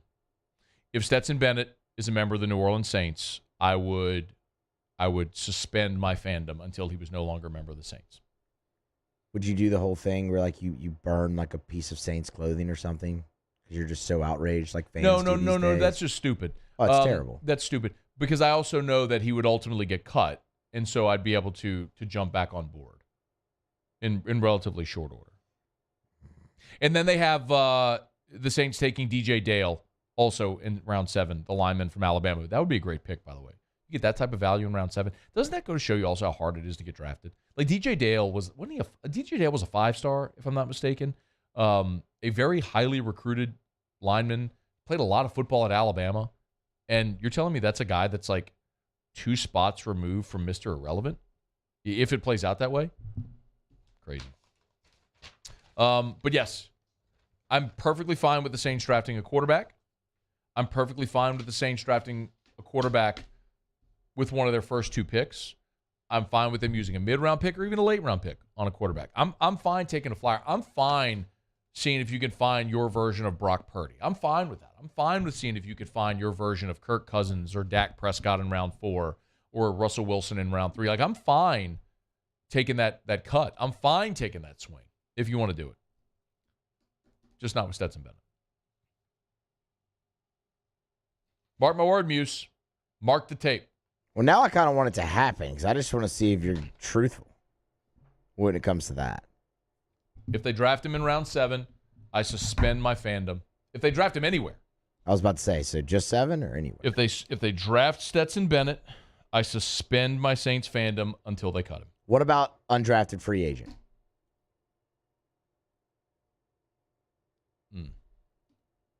I mean, they didn't draft him, so they're not investing a whole lot in him, right? Good question. Let me think on that one. Okay. I'll mull it over. Okay. There's a fair and important distinction to make. It's true. All right, we're brought to you by Michelli Weighing and Measurement. Michelli.com. They're not drafting Stetson Bennett. No way. Michelli Weighing and Measurement. If you weigh or measure something, they sell, service, rent the products you use to weigh and measure. Of course, they're precision measurement devices. They can calibrate your devices for you on site. If you have equipment that can't leave the factory or the office, wherever you may be, they can come to you. with their mobile precision measurement labs. It's Michelli Weighing and Measurement. They got a great program for veterans as well. As you begin life after your military service and you're looking for that perfect career, Michelli wants to talk to you. Go to the website, hit the careers tab. You'll see it right there. It's Michelli Weighing and Measurement. Online at Michelli.com. That's Michelli.com. Okay. There's a lot we still have to do. If you were here for the lunacy to start this hour, I feel like we have to circle back, Muse, to my skeet shooting. Yeah. We have to do overrated, underrated. And I feel like there was something else also that we were supposed to do as we circled back, and I didn't jot down a note. So, we'll check the poll question. We need to do that. That's what we'll do. I want you to text me as well. If you have if you missed it, Erica called me live on air just a bit ago, thought she was calling her mom. I told the story about she and her mom talk more than 10 times a day. Poll question for the day is, how many times does your wife, girlfriend, significant other talk to her mother? You can go vote on the Twitter poll, but I would really like for you to text me. Like, for example, Kelly Presley texted and said, I call my mom once a week, and gave me the shrug emoji. So that's a woman who's saying she talks to her mother once a week. If your wife, girlfriend, significant other calls her mom, sisters like multiple times a day, please text me and just give me some context. I would love to know. 225-396-4400, 396-4400, 396-4400. It's after further review. We'll continue next. Stay here. AFR. And had a really good day this past Saturday over at New Orleans Flooring. Had a chance to meet so many of you that came out. Went and emceed the Down Syndrome Awareness Group, a buddy walk, and then went straight from there to New Orleans Flooring. Yes, New Orleans Flooring in Prairieville. I get it. But they got the New Orleans location in Metairie. They opened up a second location on Airline Highway in Prairieville. Awesome people. Look, go see Terrell. Go see Big Sean. Tell them you heard about it here on the radio. They're going to take great care of you either way. But these are awesome people that keep their inventory in stock. And in so doing, they cut out the middleman, where so often you buy flooring, it could have 3 or 4 different touch points, which means every time it does, it raises the cost passed on to you. Well, when you cut out the middleman, New Orleans Flooring can give you the best price, sometimes 40% lower than you'd buy anywhere else. Same products, just cheaper. It's New Orleans Flooring, and they're great people as well. Go to NOLAflooring.com or see them on Airline Highway in Prairieville. That's New Orleans Flooring. I've been doing business with Luba for 25 years. They're dependable, trustworthy. It's just the attention to detail with our clients. Our folks have years and years of experience. They're highly trained professionals. But many companies have that asset. What I'd like to think makes Luba a bit different is that we use those talents in a way that truly is dedicated to serving the needs of the folks who depend on us. Bayou Chrysler Dodge Jeep Ram has $10,000 off new 2022 Jeep Gladiators and $8,000 off new 23 Jeep Grand Cherokees. All new Bayou automotive vehicles come with a 1 million mile warranty. If you need sales or service, the crew at Bayou is going to do right by you. For over a century, local broadcasting has evolved with the needs of the community. We move past the stigmas of opinion journalism and bring the most relevant news online, on air, and on the go. You have trusted us with your news, sports, weather, and entertainment. Trust us to keep moving with you. Text TV to 52886 and tell Congress local broadcasting is here to stay. Louisiana. It's a place defined by culture, by pride, by passion, by people who do more than love this place. They celebrate it, elevate it, champion it. They are the individuals who embody what makes Louisiana great. The companies that make Louisiana a better place to work and live. The nonprofits leading transformational change in our communities. Champions of Louisiana are all around us, and LWCC is proud to celebrate them because we've always been Louisiana loyal, supporting the workers, the innovators, the change agents of this great place we call home. Who are the champions around you? Together, we can share their stories. Together, we can help our home state thrive. Together, we are Louisiana loyal. Always.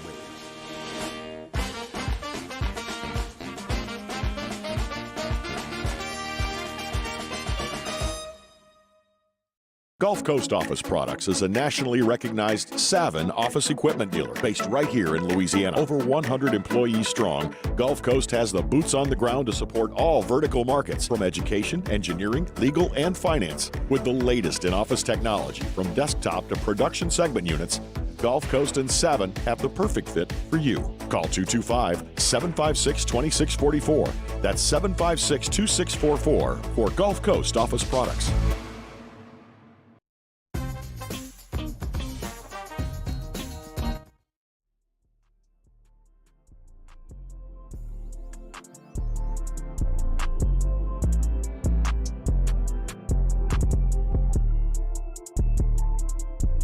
After further review with Matt Moscona, ESPN Baton Rouge, New Orleans, Alexandria. Presented by Plucker's Wing Bar. Open till midnight or later every night of the week, where every Monday is all-you-can-eat wings. Plucker's Wing Bar. If you don't like our wings, we'll give you the bird. Hey, Muse, you know what tomorrow is, right? It's Thursday, LSU versus Tennessee. And what else of significance is tomorrow in the sporting world? Nothing. All eyes are on Dolander Skeens, Matt. All eyes. Muse, we're doing a radio Dolander show. Skeens. Freaking humor me, please. What else, Matt? It's opening day. It is. Yeah, okay. I know. I've been trying to find opening day rosters, too. It would really help Tigers and the pros, and nobody's posting I mean, theirs. you It's kind of understand annoying. what the clock is looking like already, and now you're just belaboring this point. Just help me. It's one of 162, Matt. They got a long way to go. I'm trying to transition to talk about this story.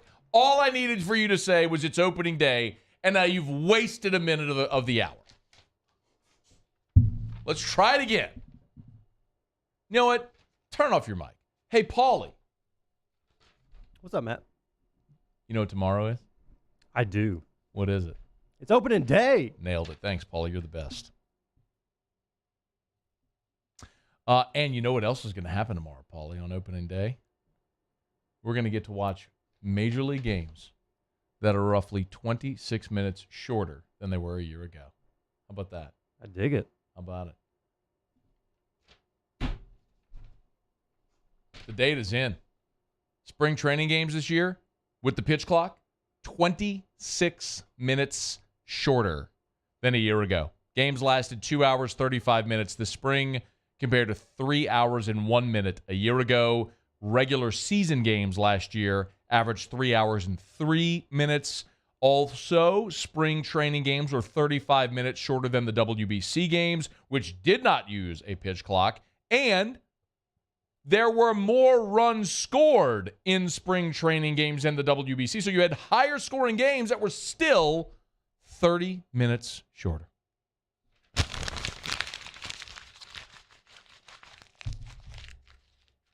So when dopes like Muse over here, like, oh, it's baseball. There's no clock in baseball. There's not. Or at least there wasn't. You can laugh at them, and you can thank the people who were smart enough to implement a pitch clock to improve the pace of play of this game, which had become too bogged down and slow. And robo-umps are next, and I can't wait. Okay, let's do overrated, underrated. Thanks, Paulie. Paulie gets a raise. Muse, you have to work weekends. Overrated. You got half the year anyway. I personally think he's criminally underrated. And we all do. Yeah, I mean, nature of the beast here, man. Welcome to the gig. Overrated, underrated. Ping pong. Ping pong is overrated. A lot of people like ping pong. I like ping pong. I just think ping pong is an overrated game. It's difficult to play. Many people aren't very good at it. At times it's very frustrating. You have very vastly different skill levels of ping pong. So ping pong, overrated. Overrated or underrated? Mark Wahlberg. Underrated. Oh. Very underrated. I'm surprised, but okay. Terrific. Why would you say you're surprised? I figured you'd go kind of your normal route, like, you know, he's a great action actor or whatever, Oh, or but here's the comedian problem. or whatever Here's the you'd always say. problem. No. He is a terrific action actor, is he not? It's great. He's Shooter, fantastic movie. Dramatic actor, we've seen as well. Comedic actor. The movie he did Daddy's Home with Will Ferrell. Good movie. We've seen Mark Wahlberg as really spread his wings as an actor. We've also seen Mark Wahlberg in Marky Mark and the Funky Bunch. He did the movie with Jennifer Aniston where he was the 80s, forgot what it was called. I don't know that one. Yeah, I don't know that one.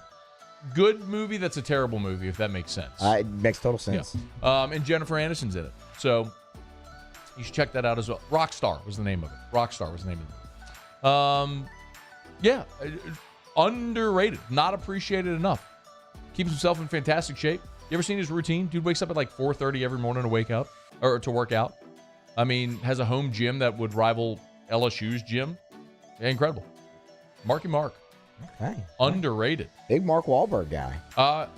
Mark Wahlberg appreciation. How about that? Okay. All right. Yes. Overrated or underrated Chinese food? It's properly rated. Everyone knows what it is. You know what you're getting. You can eat a ton for not a lot, and it tastes delicious. And I don't know that anybody wouldn't like sesame chicken and fried rice and things like that. So yeah, Chinese food is properly rated. It's not better or worse. We know the quality of the food, and you can't downplay it because we all know you're getting what you're paying for. Overrated or and a lot of it. So much. It's a buffet. Two meals. It's fantastic. It's a buffet. Oh, the Chinese buffet. Now that is a whole different category of great right there. You see, like the Chinese place over there. That's the one that's like the nice Chinese. What's the nice Chinese place that's over there in town center? Is it PF Chang's? PF Chang's. Yeah. No thanks. It's Chinese food. Give me the hole in the wall. All I need is a buffet. I'll give you $5 and I'll eat until I puke. I'm not interested in your $15 wontons. No, thank you. It's very good, but I don't need to overpay for your wontons. Your beef and broccoli is no better than the beef and broccoli at the buffet down the street. That's overrated or underrated. This is After Further Review. We're brought to you by Pluckers. We'll knock out our final break of the hour. Muse will do Tigers and the Pros. I'm sure he'll set the stage for opening day, which is tomorrow. That's tomorrow? And now it's 47 past the hour. We're late because you wouldn't just play ball. Baseball pun. See what I did? It's AFR. AFR. Hey, if you were thinking about dinner tonight, maybe want to get out on the town, or maybe you're thinking about lunch tomorrow. You have a business client that you're looking to take to lunch, take them to Tallulah inside the Renaissance Hotel. This happens all the time. Meeting clients. Hey, where do you want to go to lunch? You pick. Pick Tallulah inside of the Renaissance Hotel. The location is incredibly convenient. The Renaissance is on Bluebonnet, right near I-10. The menu is a chef-curated menu. Chef Jason Hebert, Baton Rouge guy who's literally worked in Maine, San Francisco, and points in between. It is delicious, and you can eat for as little as $10. It's affordable. It's delicious. It is cozy, great ambiance. You could sit there at the terrace outside at Tallulah. Just trust me. The next time you're thinking about a business lunch, recommend Tallulah inside the Renaissance Hotel. You will not be disappointed. It's Tallulah inside the Renaissance Hotel on Bluebonnet. There it is, the extra mile, on the border of expected and extraordinary for those willing to go further, like vans customized for work or play, with safety and tech to keep you connected. Supported by a 5-star sales, service, and finance team, and backed by the 1-star you know. So go the extra mile. It's never crowded because so few have what it takes to go there. Mercedes-Benz Vans. I'm Chris Nakamoto, and here's what I'm working on for my stories on WBRZ Channel 2 tonight. The Baton Rouge community mourning today as a motorcade escorted the remains of both Sergeant David Poirier and Corporal Scotty Canizero back to Baton Rouge this morning. The procession, made up of police and deputies from jurisdictions all over the capital area, escorted the two officers to their respective funeral homes. We'll show you how the community and their co-workers paid their respects. I'm Chris Nakamoto from WBRZ. Watch more tonight on WBRZ Channel 2. I've been doing business with Luba for 25 years. They're dependable, trustworthy. It's just the attention to detail with our clients. Our folks have years and years of experience. They're highly trained professionals, but many companies have that asset. What I'd like to think makes Luba a bit different is that we use those talents in a way that truly is dedicated to serving the needs of the folks who depend on us. I had to leave my parents. I had to move schools. I don't know anyone here. Everything keeps changing. Why is this happening to me? I'm sure glad you're here. Change a child's story. There's a child in foster care waiting for a volunteer like you.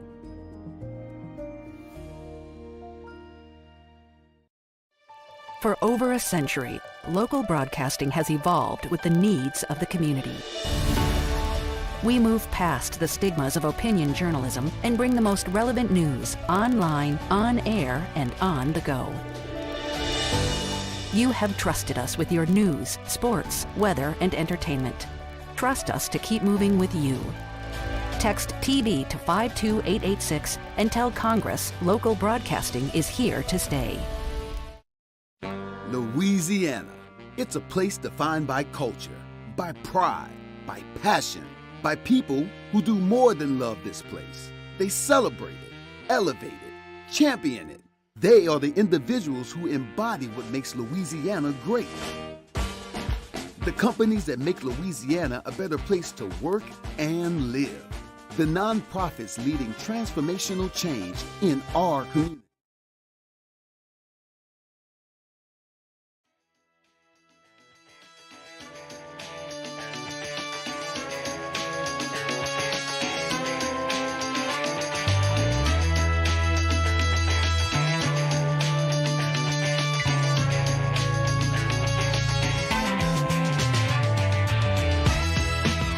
After further review with Matt Moscona, ESPN Baton Rouge, New Orleans, Alexandria. Presented by Plucker's Wing Bar. Open till midnight or later every night of the week, where every Monday is all-you-can-eat wings. Plucker's Wing Bar. If you don't like our wings, we'll give you the bird.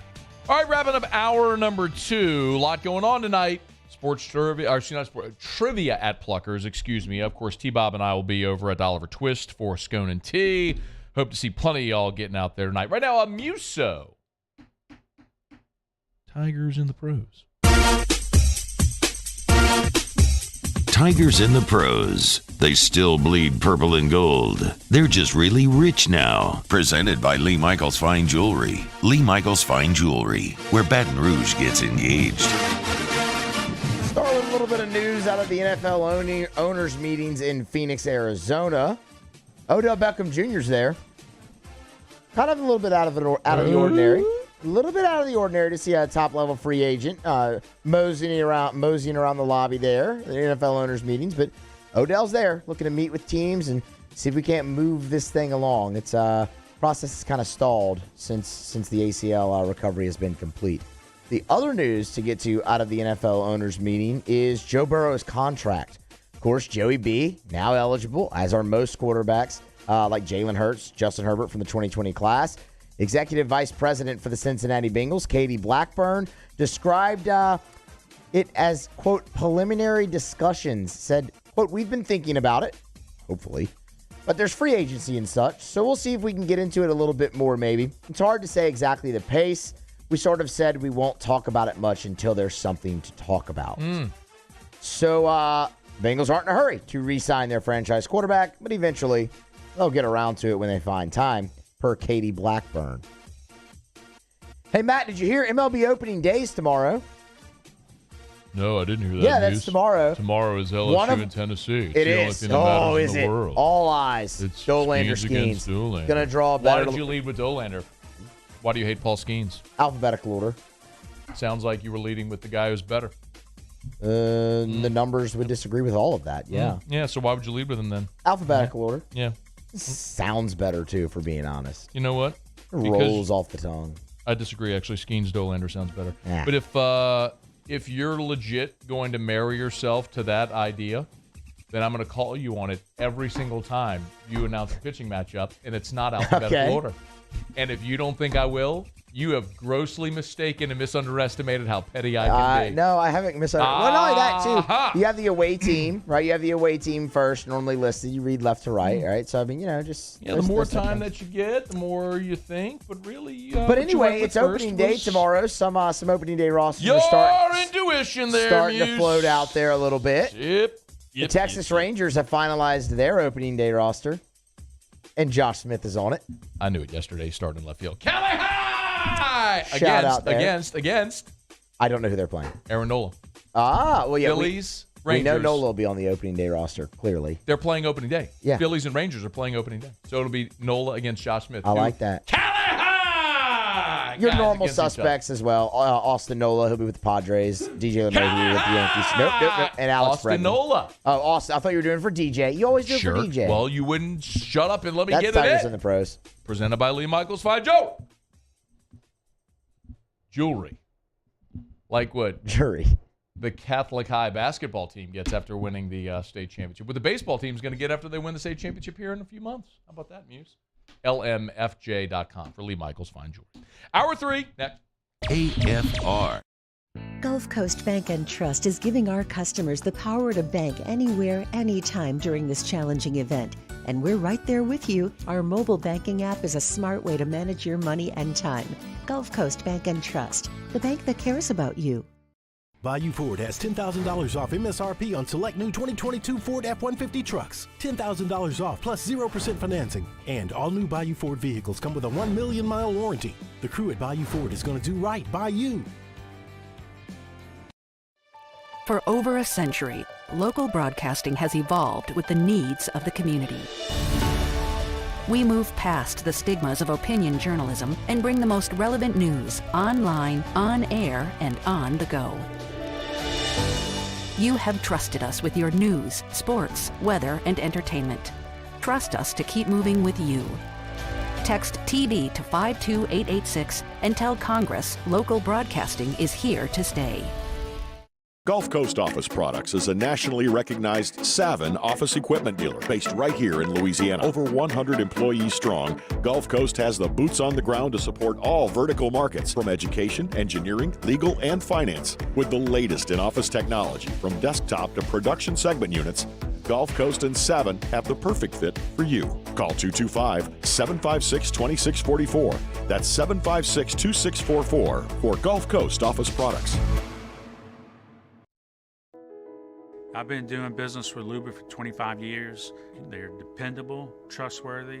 It's just the attention to detail with our clients. Our folks have years and years of experience. They're highly trained professionals. But many companies have that asset. What I'd like to think makes Luba a bit different is that we use those talents in a way that truly is dedicated to serving the needs of the folks who depend on us. I had to leave my parents. I had to move schools. I don't know anyone here. Everything keeps changing. Why is this happening to me? I'm sure glad you're here. Change a child's story. There's a child in foster care waiting for a volunteer like you.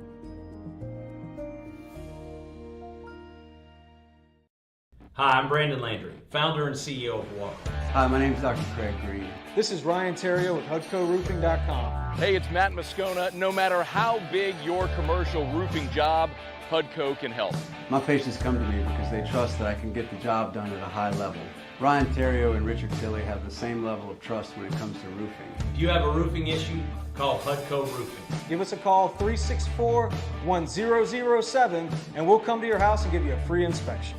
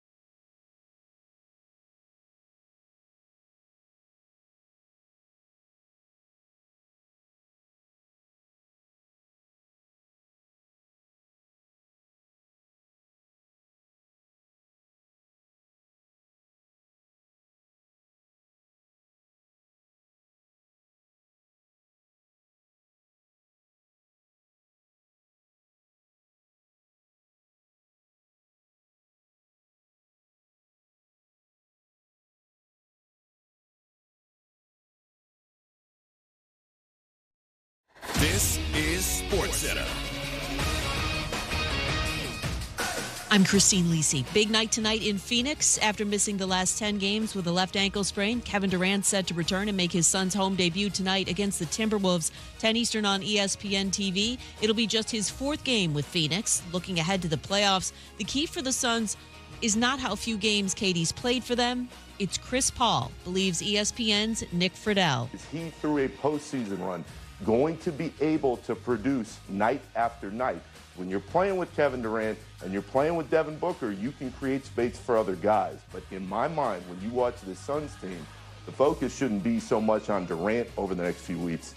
It's how Paul looks and can he push them over the edge in the postseason. Minnesota's listing Anthony Edwards and Karl Anthony Towns probable tonight. Grizzlies leading scorer John Morant expected to return from a thigh issue tonight against the Clippers. ESPN's Pete Thamel reports VCU's Mike Rhodes has agreed to become the next men's basketball coach at Penn State. Utah Valley's Mark Madsen, the former Stanford star and NBA veteran, will be the next head coach at Cal. ESPN Radio is presented by Progressive Insurance. Looking for a career you'll love with flexibility, great pay, and benefits, and one of the country's top workplaces? Come join their growing team. Go to progressive.com/careers and apply online today. Matt Moscona. I'm very important. After further review. Say it one more time. After further review with Matt Moscona. And here we go. ESPN Baton Rouge, New Orleans, Alexandria. Live from the Mercedes-Benz of Baton Rouge studios. Let's ride.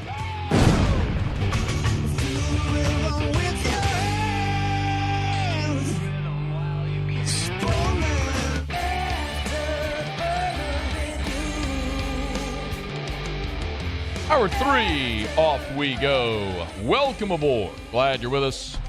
AFR presented by Pluckers. I'm Matt. You're a loser, Matt! Shut up, kid! Paul O'Neill. They're chanting Paul O'Neill's name. Yusu. And Mr. Toby Tomplake.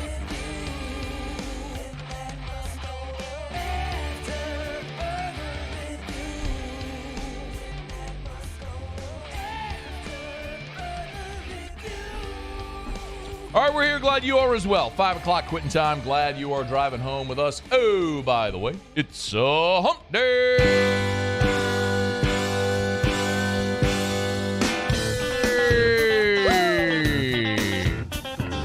Yep. It's hump day. Let's hump, everybody. Mike. What day is it, Mike? We are 1 day away. Hump day. 1 day away from baseball's opening day. It's hump day. My buddy Mac Chewley just texted me. Mike. What day is it, Mike? He and I have our bourbon bet every year. Hump day. Cubs, Yankees. It's hump day. We look at the preseason win totals. Mike. What day is it, Mike? Cubs are going to be awful. Hump day. Again? It's hump day. Projected to win 76.5 games. Over and under. Mike. What day is it, Mike? Yankees are at 94.5. Hump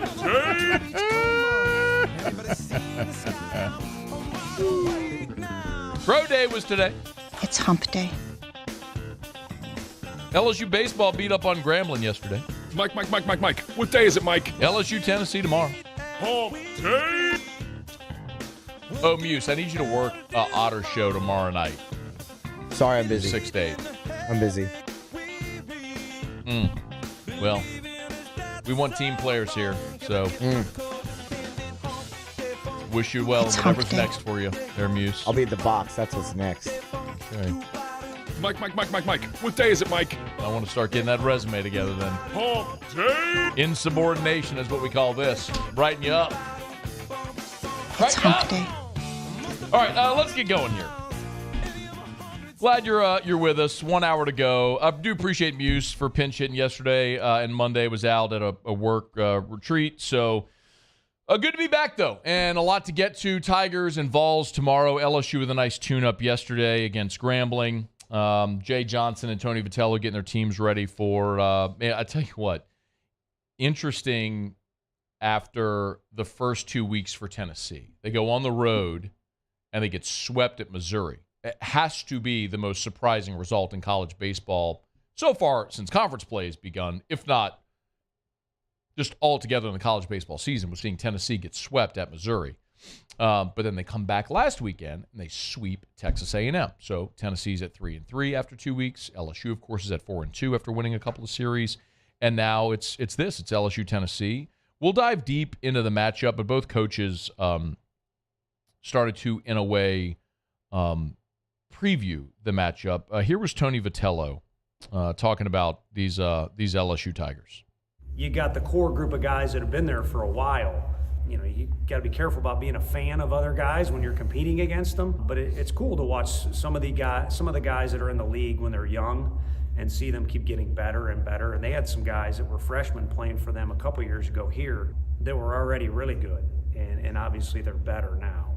And then, you know, there's some guys on the roster that we don't know yet because we haven't dove into the scouting report till this thing's over with Asheville. But, you know, the guys that we recruited too that recently or somewhat relatively recently choose to go down there. So there'll be some familiar faces one way or another, and we'll get a little more familiar with them between now and the first pitch. And then as for Jay Johnson, he was asked about Tennessee's rotation. We're going to talk a lot tomorrow about Dolander because we're going to get Skeens Dolander, which is, I think we maybe talked about this a couple of weeks ago when conference play began. The last time there was a starting pitching matchup that was maybe this anticipated was when we got to see Aaron Nola against Jonathan Gray, not Josiah Gray Muse. It's not the same thing. In that 2013 LSU Oklahoma Super Regional, I think it plays. I think this. We've seen some great pitching matchups, but I think this is the most anticipated one that we will have seen since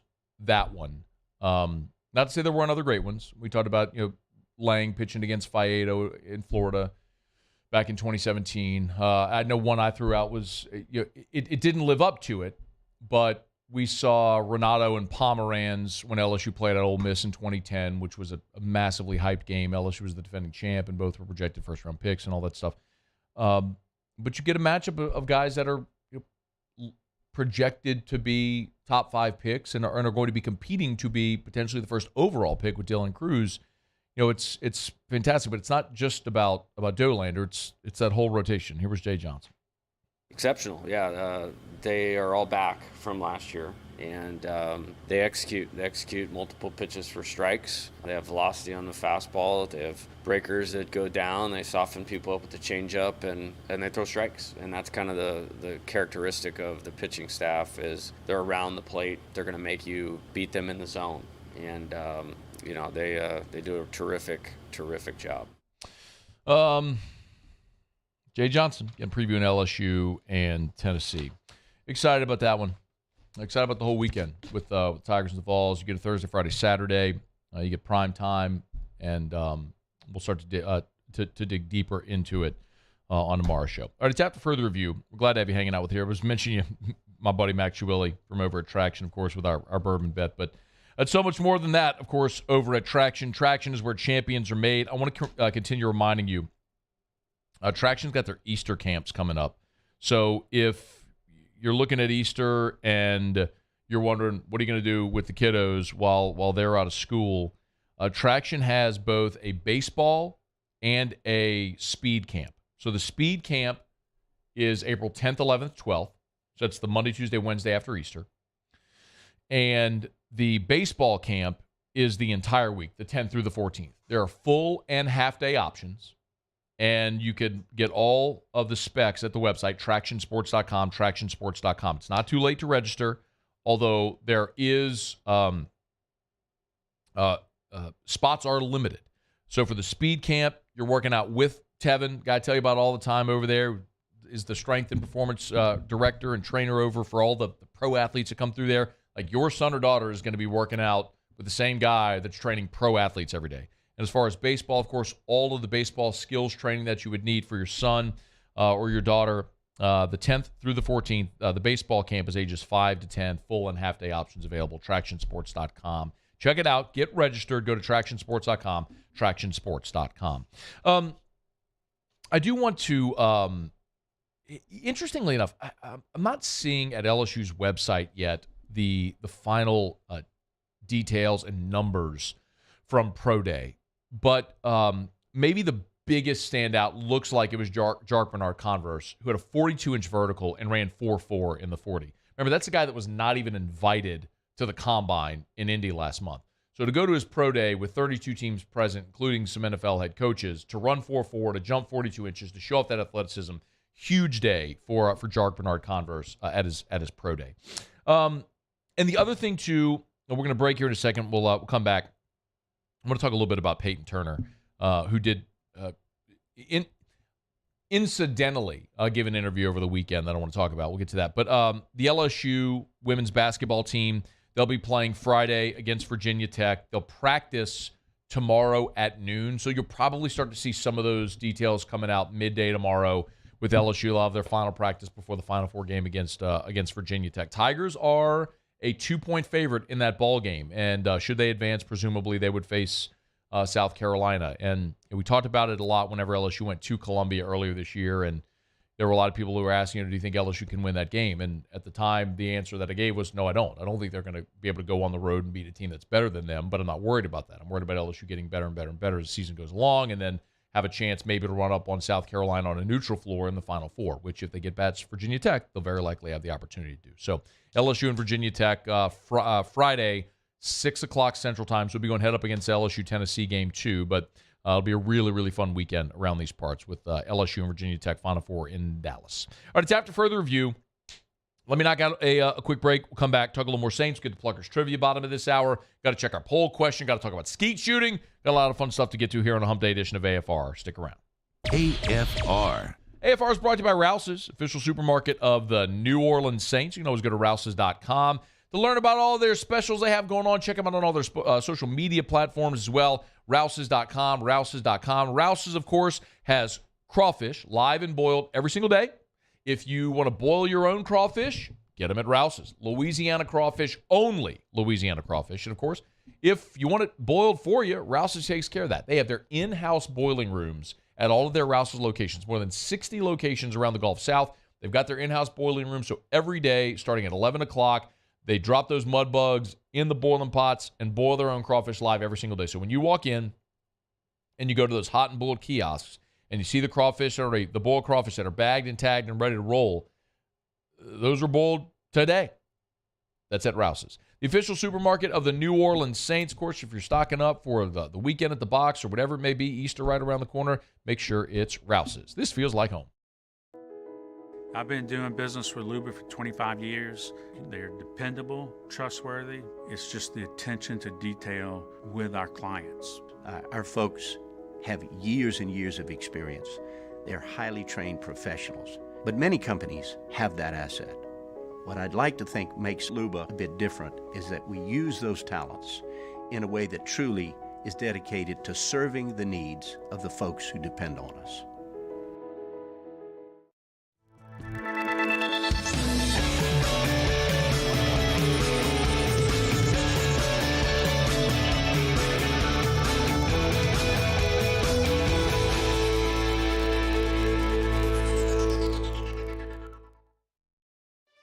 For over a century, local broadcasting has evolved with the needs of the community. We move past the stigmas of opinion journalism and bring the most relevant news online, on air, and on the go. You have trusted us with your news, sports, weather, and entertainment. Trust us to keep moving with you. Text TD to 52886 and tell Congress local broadcasting is here to stay. Louisiana. It's a place defined by culture, by pride, by passion, by people who do more than love this place. They celebrate it, elevate it, champion it. They are the individuals who embody what makes Louisiana great. The companies that make Louisiana a better place to work and live. The nonprofits leading transformational change in our communities. Champions of Louisiana are all around us, and LWCC is proud to celebrate them because we've always been Louisiana loyal. supporting the workers, the innovators, the change agents of this great place we call home. Who are the champions around you? Together, we can share their stories. Together, we can help our home state thrive. Together, we are Louisiana loyal. Always.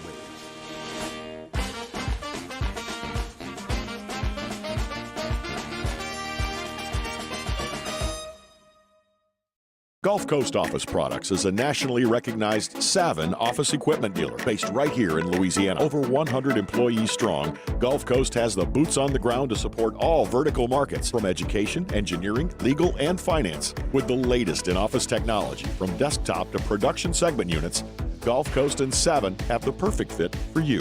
Call 225-756-2644. That's 756-2644 for Gulf Coast Office Products.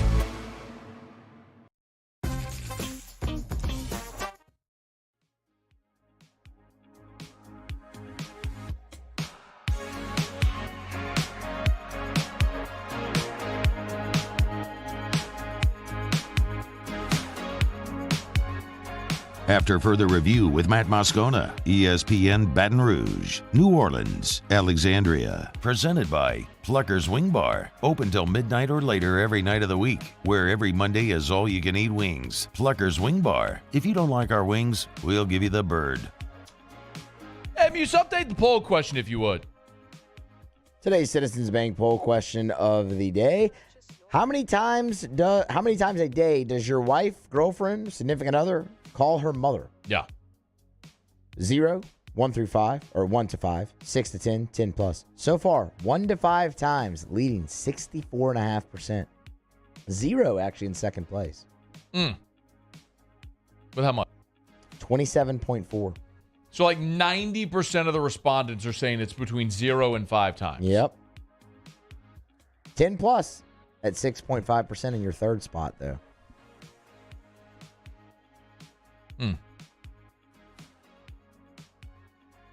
So it's kind of like not a lot at all, or go for broke type thing. Okay. If you missed it to start hour number 2, oddly had Erica called my cell phone. She thought she was calling her mom. It's a weird mix-up, but I was talking to her live on the air. Talked about how she calls her mom all the time. It's weird. They talk like 10, 15 times a day. It's just weird. So anyway, that's what prompted the poll question. I said I would love some context too. So text me if you have any. 396-4400, 396-4400. Let's see. Zachary Courtney. My wife calls her mom 10 plus times per day. We live behind her parents, and if we leave the shared driveway, she calls her. Okay. Wow. That's aggressive. You, dude. That's aggressive. Greg Lehman. My wife talks to her mom once a day. Jessica Bonnell. I speak to my mother 4 times a day, mostly through text. I'm not talking about text. I mean phone calls. Phone calls. But that's still. Rob Neely says wife talks with daughter twice a day. Which is so weird. What do you have to say? Like, what do you have to say that much? How's your day? No, What'd you do? Eat a good breakfast? Seth Ponville, excuse me. My wife's on the phone with her mother all day long sporadically. They must spend hours collectively on the phone in one day, which I believe is a product of a combination of her being an only child and as having 3 kids. It's normal in my world. Us having 3 kids. It's normal in my world. You went deep. You brought in the only child thing. But Erica's one of 3 girls. Do you know how often they talk? All the time. All 3 of them. All huh? 3. Wow. I always say with Erica and her sisters, they are so far up each other's behinds that you don't know where one family ends and the next begins. They are all so, they are so close. I mean, like one farts, the other feels it. It's like, it's wonderful family. Great people. Don't misunderstand me. Like, I love Erica's family. I get along with my sisters-in-law. Great. Love them all. It's just very bizarre how much they talk every day, all the time. Like, my sister randomly texted me a video. Do you remember the movie, the Beverly Hillbillies, like the remake they made in the early mid-90s? Had Rob Schneider in it, and Ernest was in it. Ernest was Jed Clampett. Do you remember that at all? No. I mean, Anyway. Beverly Hillbillies, I know, but I don't think the remake. They did a movie of it in the early 90s. You can look at it maybe 94, 90, somewhere in there. And she texted like a video of a scene from the movie just randomly, which is hilarious. And because we watched it a bunch when we were younger. And that was probably the first time all week I talked to her. Or talked to her in about a week. And I don't know the last time I talked to my brother. Probably a week. Probably 2 weeks ago. Maybe a week. Yeah, about once a week. Say that. Once a week. Weird. Anyway. Okay. Over the weekend, the University of Houston had their pro day. And Peyton Turner showed up. Of course, University of Houston product, who was the Saints' first-round pick a couple of years ago, is the 28th overall pick in the draft. And we all know it's a really big year for Peyton Turner, as he has largely missed his first 2 seasons in the NFL. Injuries, lots of other reasons why, but he has been unavailable and ineffective when he has been available. He's played 13 of a possible 34 games his first 2 years in the NFL. Aaron Wilson of KPRC2 in Houston caught up with Peyton Turner at the Houston Pro Day over the weekend and kind of asked him about his offseason a little bit. I wanted to play this. It runs about a minute, but I wanted you to hear from the former Saints first-round pick. Peyton Turner, New Orleans Saints here at the UH Pro Day. Peyton, how's it going for you with the Saints, and what's your outlook like for next season? I'm excited. We got some new pieces in free agency. Probably going to get some more in the draft, and then just reload on the defense. We lost some D tackles, but they're good players, and we'll figure out how to replace them and everything. But I'm happy for them. But I'm excited about our year coming up, so I think it's going to be good. Right, and with Marcus Davenport joining the Vikings, looks like there'll be a need for you to step to that forefront. What do you kind of think you can do in terms of your contribution, your role? Yeah, it's just an opportunity for me to step up and just go prove why they went and got me in the first round. We got some good players at the end and on the D-line just across the board. So just going to earn it in camp and then just going out and playing well is just main focus right now. Health is always a big deal. How healthy are you now? How much better do you feel? I feel good. I've been doing rehab, prehab, and everything in between, just trying to get ready for this next season because the season's so long. So I'm excited about it, though. What's your goal? I got a lot of goals. I'm not going to share them right now, but I got a lot of goals. Big team goals, though. Hopefully we're out there in the Super Bowl. So that's the goal all the time. Cool. And did you enjoy today? Oh yeah, it was great seeing all the guys I came back and played with. So that was Peyton Turner again with it was courtesy of Aaron Wilson of KPRC2 in Houston. I don't want to overstate this, but I really believe that Peyton Turner might be the single biggest key for the New Orleans Saints defensive success in 2023. And let me clarify, because obviously Demario Davis has been your best defensive player and your defensive captain since he's come here. Cam Jordan is your longest tenured Saint, led you in sacks a year ago. Tyrann Mathieu led you in tackles a year ago. So there are players on this defense who have been more productive than Peyton Turner. Here's why I believe him in year 3 making that really big step, big leap is critical. Part of it, they talked about there with the players leaving. You lost Shai Tuttle, you lost David Onyemata, you lost Marcus Davenport. You lost 3 defensive players, 2 interior players, and 1 edge player who have played a lot of football for this team and been very productive players. So you have to replace them now with, you have to replace that production, first and foremost. Somebody's going to make the tackle, somebody's going to get the sacks, all that sort of stuff. But the single biggest drop-off year to year for the Saints was in the run defense. It was very clear your defensive front 7 was just not as productive and dominant as it had been. we talked about when David Onyemata left in free agency and Shai Tuttle left in free agency. I think a part of that was you have a declining David Onyemata. You asked Shai Tuttle to do more in light of other players leaving in free agency. If it was Sheldon Rankins and Malcolm Brown, your depth there just wasn't as good. And part of that is, look, you used a first-round pick on Peyton Turner, who can play inside and out. He can play tackle. He can play end. And that versatility is something the Saints are going to need. And I'll remind you that, Marcus Davenport in his career, look, he struggled early. He struggled his entire career to stay on the field. But when he was healthy, we saw him really productive. Now, it was in year 4 in 2021 when he had the 9 sacks in just 11 games played. This is year 3 for Peyton Turner. But you're going to have to see something like that because the Saints are getting to a point after the season where they're going to have to make a decision on if they're going to pick up his 5th-year option.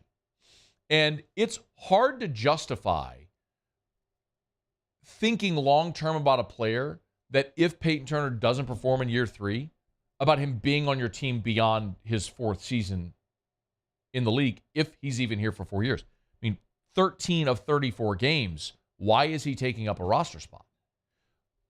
One of the things Peyton Turner said in that interview on KPRC wasn't just rehab, but prehab. You heard him say that. It's an important distinction. And prehab is something that players will often do with therapists as a preventative measure to prevent injuries from happening. I'll give him credit for recognizing his shortcoming, which is he can't stay healthy. So what can you do? What steps can you take? Put the onus on yourself to make sure you're available for your team because they need him to be available. Listen, Cam Jordan is 33 years old. Do you remember the conversation we were having at the beginning of last season about Cam Jordan? It was the fact that Cam Jordan couldn't get a sack. And he came on late, led the team in sacks by the end of the year. But the second leader on your team in sacks was Caden Ellis because you had no production on the other side. Davenport had 1 sack all year against Minnesota, incidentally. Carl Granderson, Tano Passanio are back, but these are depth pieces. These aren't dominant starting caliber players at a crucial position in the NFL. And we know the Saints defensive line was bad last year, and now you're turning over 3 key players of that rotation. So the question is, does losing bad players make you worse, or is it sort of addition by subtraction because other guys step up? Well, it depends who steps up. And you went and you added Kalen Saunders in free agency. You added Shepard in free agency. But the biggest piece of this is Peyton Turner. And I'd be remiss if I didn't mention the ROI. You used the 28th pick. You used a first-round pick on it. So you want to get a return on that investment, the capital that you invested, the draft capital you invested. So yes, ROI is important. But the fact that Davenport's gone, those 2 interior players are gone, and Turner came in with the ability to play both inside and out, which is something we know Dennis Allen likes to do anyway. We've seen those sort of NASCAR packages where you'll see Cam Jordan kick inside and play tackle to get more rushers on the field. Well, you got to have productive players that you feel are confident in doing that. Well, Peyton Turner's got to be one of them. I know what happened to Mario Davis provided he's healthy. I really, like Pete Werner, provided he's healthy. You're older at safety with Tyrann Mathieu, but he and Marcus May, if healthy, are good players. I feel really good about cornerback. The problem that this team has, the question this team has, is and will continue to be on that defensive line until they address it. Now, I expect they're going to address it with 1, if not multiple picks in this year's draft. But the biggest wild card, the biggest thing that could be the kaboom for this defense is Peyton Turner. If the guy who is, long and athletic at, 6'6", 270, if that guy can be the player they drafted him to be, then all of a sudden it's like adding another first-round pick to this team because you've got nothing out of him for 2 years. But if all of a sudden he plays well, it's like you added another first-round pick to a team that traded away your first-round pick and only got another one because of the Sean Payton deal. And we'll see what they do with the 29th pick. But you were in 2022, you were 5th in the NFL in sacks. As bad as you were against the run, you were 5th in sacks. Cam led you in sacks, but your second leader on the team was Caden Ellis. He's gone now. Not only do you have to replace the run stop production, but the pressures, the sacks, the TFLs, you have to replace all that production and get better than you were a year ago. Who's going to do it? You don't have a high enough draft pick to bring in a top flight rookie who you feel like, boom, can go right away and be an impact guy, rushing the passer. You need this guy you invested a first-round pick in 2 years ago to be that guy, to show he was worthy of that. He's got to stay healthy. He's got to be productive. We just haven't seen him healthy. If he's healthy, can he be that? I think that's a massive key to the Saints defense this year, because if they're not able to be even reminiscent of what they were a couple of years ago for a half decade at the line of scrimmage, then the defense isn't going to be what the defense had been for that long, which helped pace the Saints through an era where you had an aging Drew Brees and you were still trying to make that push toward a Super Bowl. If this team is going to be capable, even in that conversation, the defensive front seven has to be better, and a big part of that has got to be Peyton Turner, because I don't know how much more you can realistically expect Cam Jordan at his age to perform as a guy 10 years younger than he is right now. So someone's got to take that baton. And if it's Peyton Turner, that would be phenomenal for the Saints. And no better time than now because of all the turnover they've had. So Saints, after the draft, of course, we'll start to see him in mini camps and OTAs, and we'll start to get a look, and hopefully Peyton Turner will stay healthy and will be out there. All right. It's After Further Review, brought to you by Relief Windows and ReliefWindows.com. Energy-efficient replacement windows, beautiful entry doors, hardy plank, and vinyl siding. They do it all at Relief Windows. They do it better than anyone, as Brandon Holly always says. As an operator, you got to be willing to spend your last dollar to make your customer happy. And Brandon lives that every single day. One thing that I will absolutely guarantee you, they will do beautiful work, but you will have an exceptional customer service experience when you call Relief Windows. You can always go by their showroom right there on Airline Highway in Prairieville. You're on Airline. You go south past 42, past Highway 42. It's on the right about a quarter mile. You can't miss it. It's Relief Windows. Windows, door siding, Relief Windows, and ReliefWindows.com. All right, y'all. We got to do some Pluckers trivia. All right, Muse, you ready? You fired up? I'm ready. I feel pretty good about this. It's the moment you've been waiting for. No, well, not all that, but I mean, I'm excited for it. No, it's the moment you've been waiting for. All day. All week. Pluckers trivia is tonight. It's professional wrestling themed trivia. Muse, how did you do last week, Muse? You bombed last week, didn't you? I didn't bomb. I went 2-1.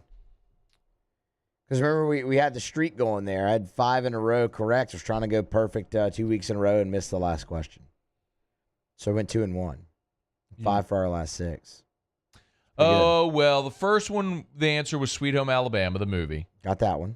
The next one was the same name mashup title thing, which I gave to you, even though you didn't nail it exactly. But the question the question was difficult. Like, I don't know. Like, if it were Wheel of Fortune, I don't think they would have given it to you. No, you got to be exact. You'd have been guessing letters, too. And then the third one was which was longer, Pulp Fiction or Zodiac, and you got it wrong. Yeah. I'd never heard of Zodiac, so I just went with the movie that I'd heard of. Well, next up, it's wrestling trivia. We'll see what Muse has. Some wrestling trivia. It's next on AFR. AFR. We're brought to you by Clegs. I had a guy text me earlier today. You can always text me. Like, seriously, I tell you my show text line. 225-396-4400, 396-4400. It was Chris. I don't know if I want to say his last name. He said, what's the name of the nursery in Baton Rouge you endorse? Clegs Nursery. Say it every day. 4 locations in the greater Baton Rouge area, Segan near Airline, LA 16 in Denham, Mid-City on Donmore, and the Garden Center on Greenwell Springs. 4 locations covering all of greater Baton Rouge, so no matter where you are in greater Baton Rouge, you've got a Clegs near you. So you want to get into the garden and just plant something, you got to go buy Clegs. You want those beautiful flowers, Clegs has them. You want rose bushes, go to Clegs. You want trees and plants and shrubs, Clegs has all of it. You want to bring your lawn back to life, green it up, make it fuller and thicker, but you're not sure what to do, Clegs has all the knowledge and all the products. So, what are you waiting on? Get by and see our friends at Clegs Nursery. Buy local, shop local at Clegs Nursery. Bayou Chrysler Dodge Jeep Ram has $10,000 off new 2022 Jeep Gladiators and $8,000 off new 23 Jeep Grand Cherokees. All new Bayou automotive vehicles come with a 1 million mile warranty. If you need sales or service, the crew at Bayou is going to do right by you. I've been doing business with Luba for 25 years. They're dependable, trustworthy. It's just the attention to detail with our clients. Our folks have years and years of experience. They're highly trained professionals. But many companies have that asset. What I'd like to think makes Luba a bit different is that we use those talents in a way that truly is dedicated to serving the needs of the folks who depend on us. I had to leave my parents. I had to move schools. I don't know anyone here. Everything keeps changing. Why is this happening to me? I'm sure glad you're here. Change a child's story. There's a child in foster care waiting for a volunteer like you.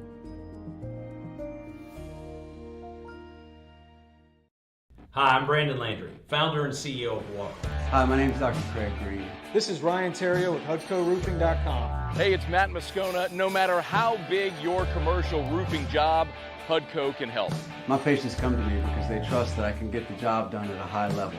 Ryan Terrio and Richard Tilley have the same level of trust when it comes to roofing. If you have a roofing issue, call HUDCO Roofing. Give us a call, 364-1007, and we'll come to your house and give you a free inspection. For over a century, local broadcasting has evolved with the needs of the community. We move past the stigmas of opinion journalism and bring the most relevant news online, on air, and on the go. You have trusted us with your news, sports, weather, and entertainment. Trust us to keep moving with you. Text TV to 52886 and tell Congress local broadcasting is here to stay. Gulf Coast Office Products is a nationally recognized Savin office equipment dealer based right here in Louisiana. Over 100 employees strong, Gulf Coast has the boots on the ground to support all vertical markets from education, engineering, legal, and finance. With the latest in office technology from desktop to production segment units, Gulf Coast and Savin have the perfect fit for you. Call 225-756-2644. That's 756-2644 for Gulf Coast Office Products. Electricity is all around us, and our families depend on it. Every day is sparked by the power of a cold drink or a warm meal, a movie night.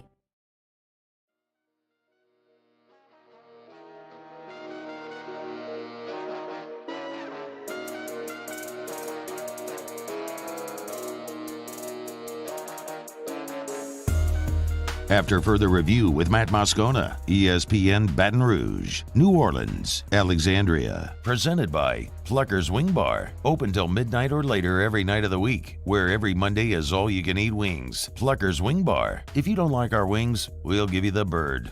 All right, as promised, here I am, skeet shooting. We talked about it. Muse said I was not going to go skeet shooting. We're at Covey Rise for the Guaranteed Leadership Retreat this past weekend, Sunday, Monday, Tuesday. Which is why I was out and Muse hosted the show. We did a lot of work, a lot of meetings. Well, the play time, when we had some downtime, it's like a sportsman's lodge. So they have skeet shooting courses all over. So you're sipping your coffee and you hear boom, just guns firing all the time. Which I've shot a gun since I was probably 12 years old, a shotgun. Honest to goodness, I think 12 years old, maybe actually 11 years old. I was young, very young, last time I shot a shotgun. And I've never been skeet shooting in my life. And so we talked about, I was like, I'm just going to go rest. Well, anyway, we had the break to go and skeet shoot, and everybody was going. I was like, all right, I'll go, with no intention of shooting a gun. I was just sitting in the back watching everything, and finally they coaxed me. Okay, so Flynn Foster, president, CEO of Guarantee, who is a big outdoorsman, duck hunter, all that stuff. Very big. He lets me shoot his father's shotgun. Beautiful, beautiful gun. And he's kind of given me a lesson on how to, I'm thinking, hold it up against your shoulders. Say, no, you want to go higher against your cheek because you want to lean your head so you get the right side, whatever. So he gives me a lesson how to do whatever, I'm like, okay. So shout out Hillary Solis, TJ, our COO, his wife, TJ was there. TJ was shooting, and then I went up, and so Hillary got her phone out and was videoing me take my first ever skeet shot, I guess is how you would say it. Here's how it went. Okay. Here, let me show you what one's going to There's Flynn talking. do that right there. So he's kind of showing me the path of the clay. I remember going like that. Yeah. Scoot to your left a little so you can swing a little bit with it. All right. And you say pull when you're ready. All right. Oh! Nailed it, huh? Back on safety. Not done. No, stay right there. Are you done? That's it. He's batting 1,000. Hang on. Pull one. Walked off. One. Went 1 for 1. Did you get it? Did you fit it? And Hillary got it. 1 for 1. I was like, all you suckers out here wasting ammo. I was 1 for 1, batting 1,000. I took a walk. Just retired. Retired. Are you kidding me? Never shot. I hadn't shot a gun since I was 10 years old. Whatever, 11 years old. One shot, kaboomed it, and walked off. Were you expecting to hit it? Of course. It's the easiest thing I've ever done. Okay. You just look right down the little scope. You follow the thing, and you just kaboom it. It sprays pellets everywhere. Yeah. How do people miss? I don't get it. I'll tell you this. You know what happened later, Muse? I did go back and I shot again. Okay. And you know what happened? You missed. I kaboomed it again. Hey! From a different target. And you know what? I didn't even see myself hit it. So there were 2 rounds in the gun. I shot them both. I hit it with the first one. I didn't even see that I hit it, so I shot again. 2 for 2. I mean, it's like it's child's play. Let's be skeet shooting. Oh, it's so hard. Blah, blah, blah. I ain't shot a gun since I was a child. I went out there and kaboomed these clays out there. I tell you, it was embarrassing. You know the sad part? Who missed? You know the sad part? You've been doing this your whole life. Yeah. That's what I told them all. Who missed? Somebody had to have missed. Out them. Who did it?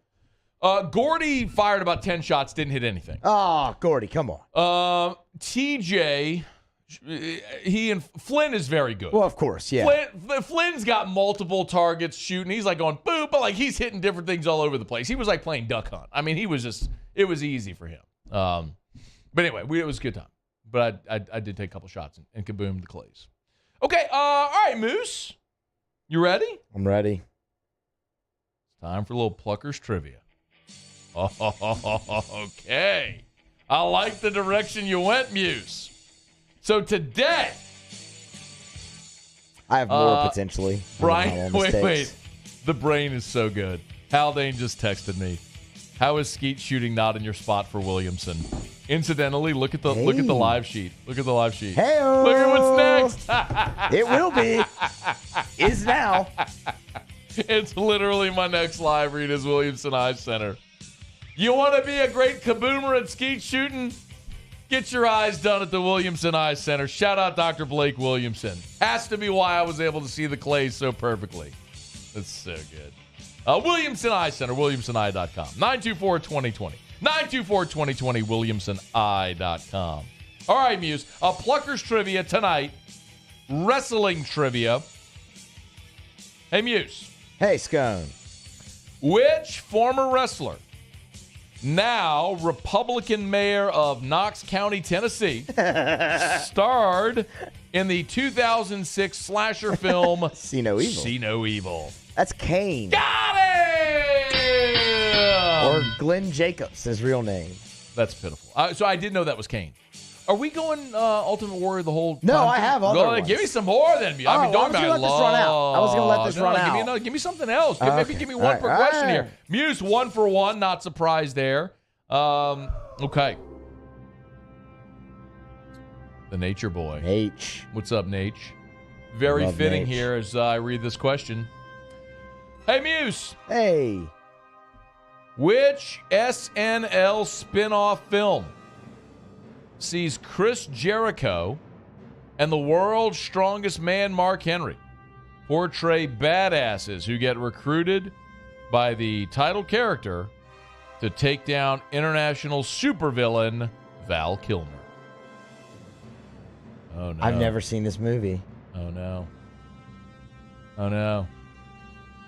You want to phone? You want to phone a friend? You want to call Chuck P? Chuck P would nail this. I bet he would. You can call Chuck P.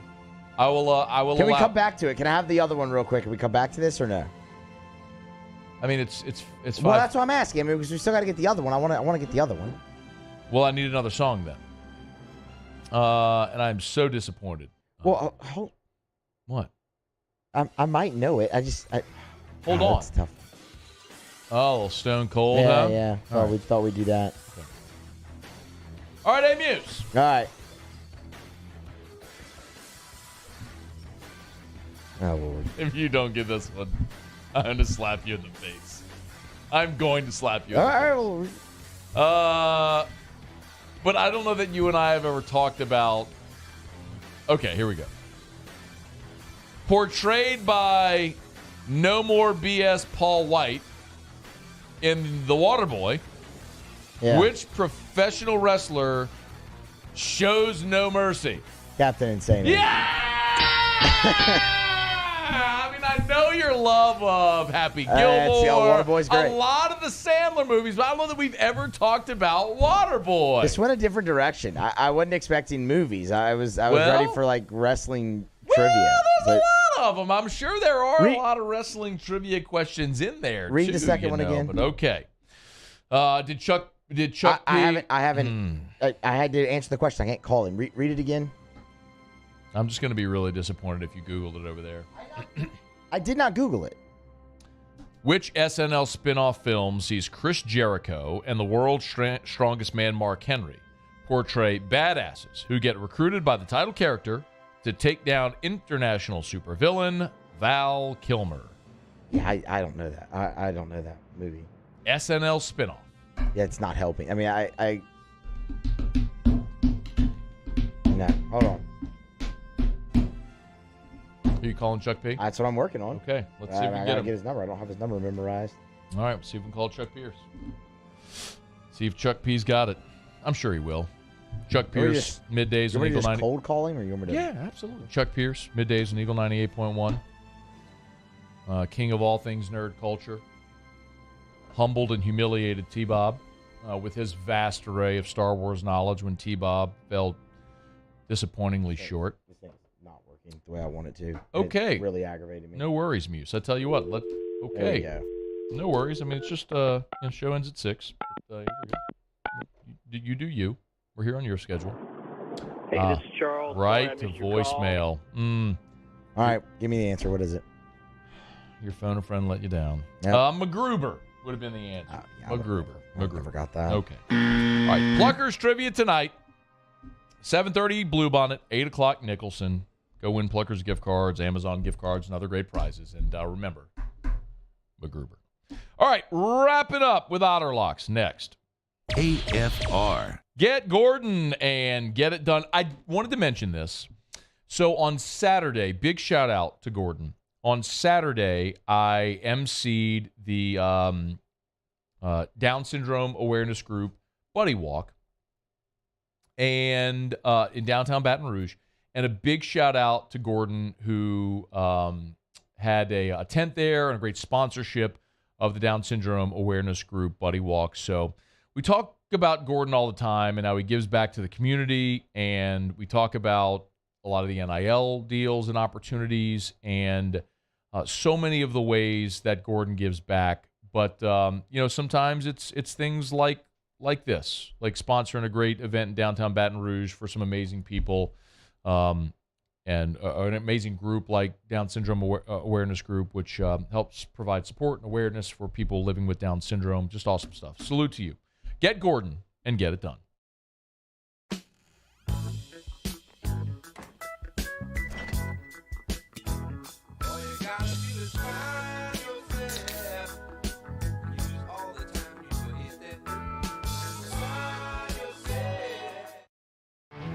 There it is, the extra mile, on the border of expected and extraordinary for those willing to go further, like vans customized for work or play, with safety and tech to keep you connected, supported by a 5-star sales, service, and finance team, and backed by the 1-star you know. So go the extra mile. It's never crowded, because so few have what it takes to go there. Mercedes-Benz Vans. Louisiana.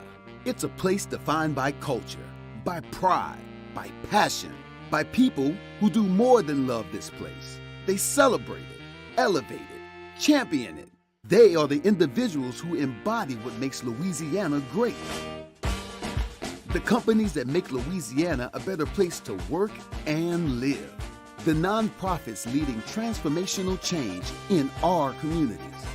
Champions of Louisiana are all around us, and LWCC is proud to celebrate them because we've always been Louisiana loyal, supporting the workers, the innovators, the change agents of this great place we call home.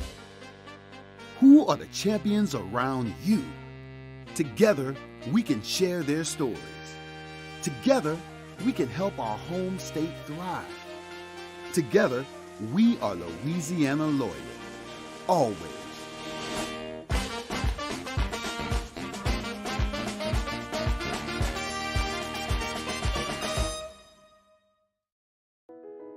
I've been doing business with Luba for 25 years.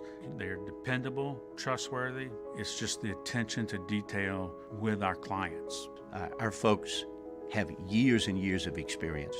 They're highly trained professionals. But many companies have that asset. What I'd like to think makes Luba a bit different is that we use those talents in a way that truly is dedicated to serving the needs of the folks who depend on us. I had to leave my parents. I had to move schools. I don't know anyone here. Everything keeps changing. Why is this happening to me? I'm sure glad you're here. Change a child's story. There's a child in foster care waiting for a volunteer like you.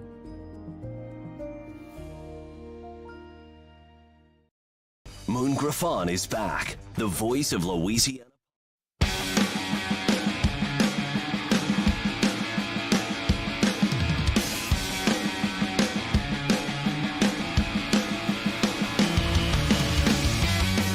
After further review with Matt Moscona, ESPN Baton Rouge, New Orleans, Alexandria. Presented by Plucker's Wing Bar. Open till midnight or later every night of the week, where every Monday is all-you-can-eat wings. Plucker's Wing Bar. If you don't like our wings, we'll give you the bird. Down the stretch we come, final segment on a Hump Day edition of AFR presented by Pluckers. One thing left to do, find out what we're betting on tonight.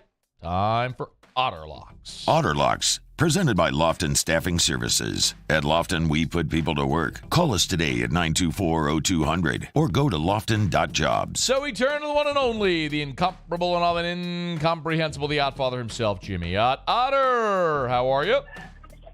Well, we were doing just fine while you were out in Del Mar at the retreat. I mean, we're undefeated. Me and Musso.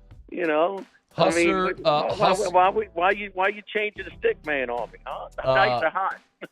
Husser, Louisiana is wonderful. Del Mar, it is not. Okay. But Cubby Rise was beautiful. Had a very nice time. But we were not exactly where the surf meets the turf. Oh, I tell you what, this is a rough card tonight. We don't have XFL to lean on. We don't have the South Carolina women's basketball team to lean on. I'm trying to get an official word. They say, we're only 35 minutes from tip. Philadelphia still has not announced whether Harden or Embiid will play. They're practicing. They'll let us know after they the warm up, see if they do. I kind of like this Dallas team having to,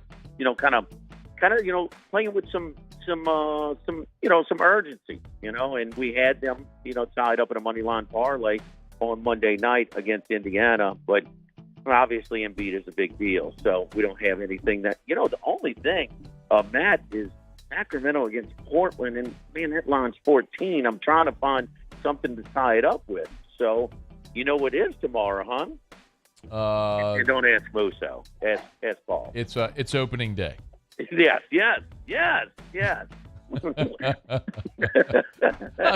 Help like this, Otter. Are you kidding me? Hey, we all have our crosses. Oh, my God. Some more than others. The producer's not even watching the clock, and he's dragging out 1 minute. When all I need is all I need is to open a day. All I need is the set. Singular focus tomorrow. I don't care about it. You can have this as a show. I don't care about your singular focus. I need help with the show. Oh, all right, man. what do you got tomorrow, Otter? You got anything for opening day? We do.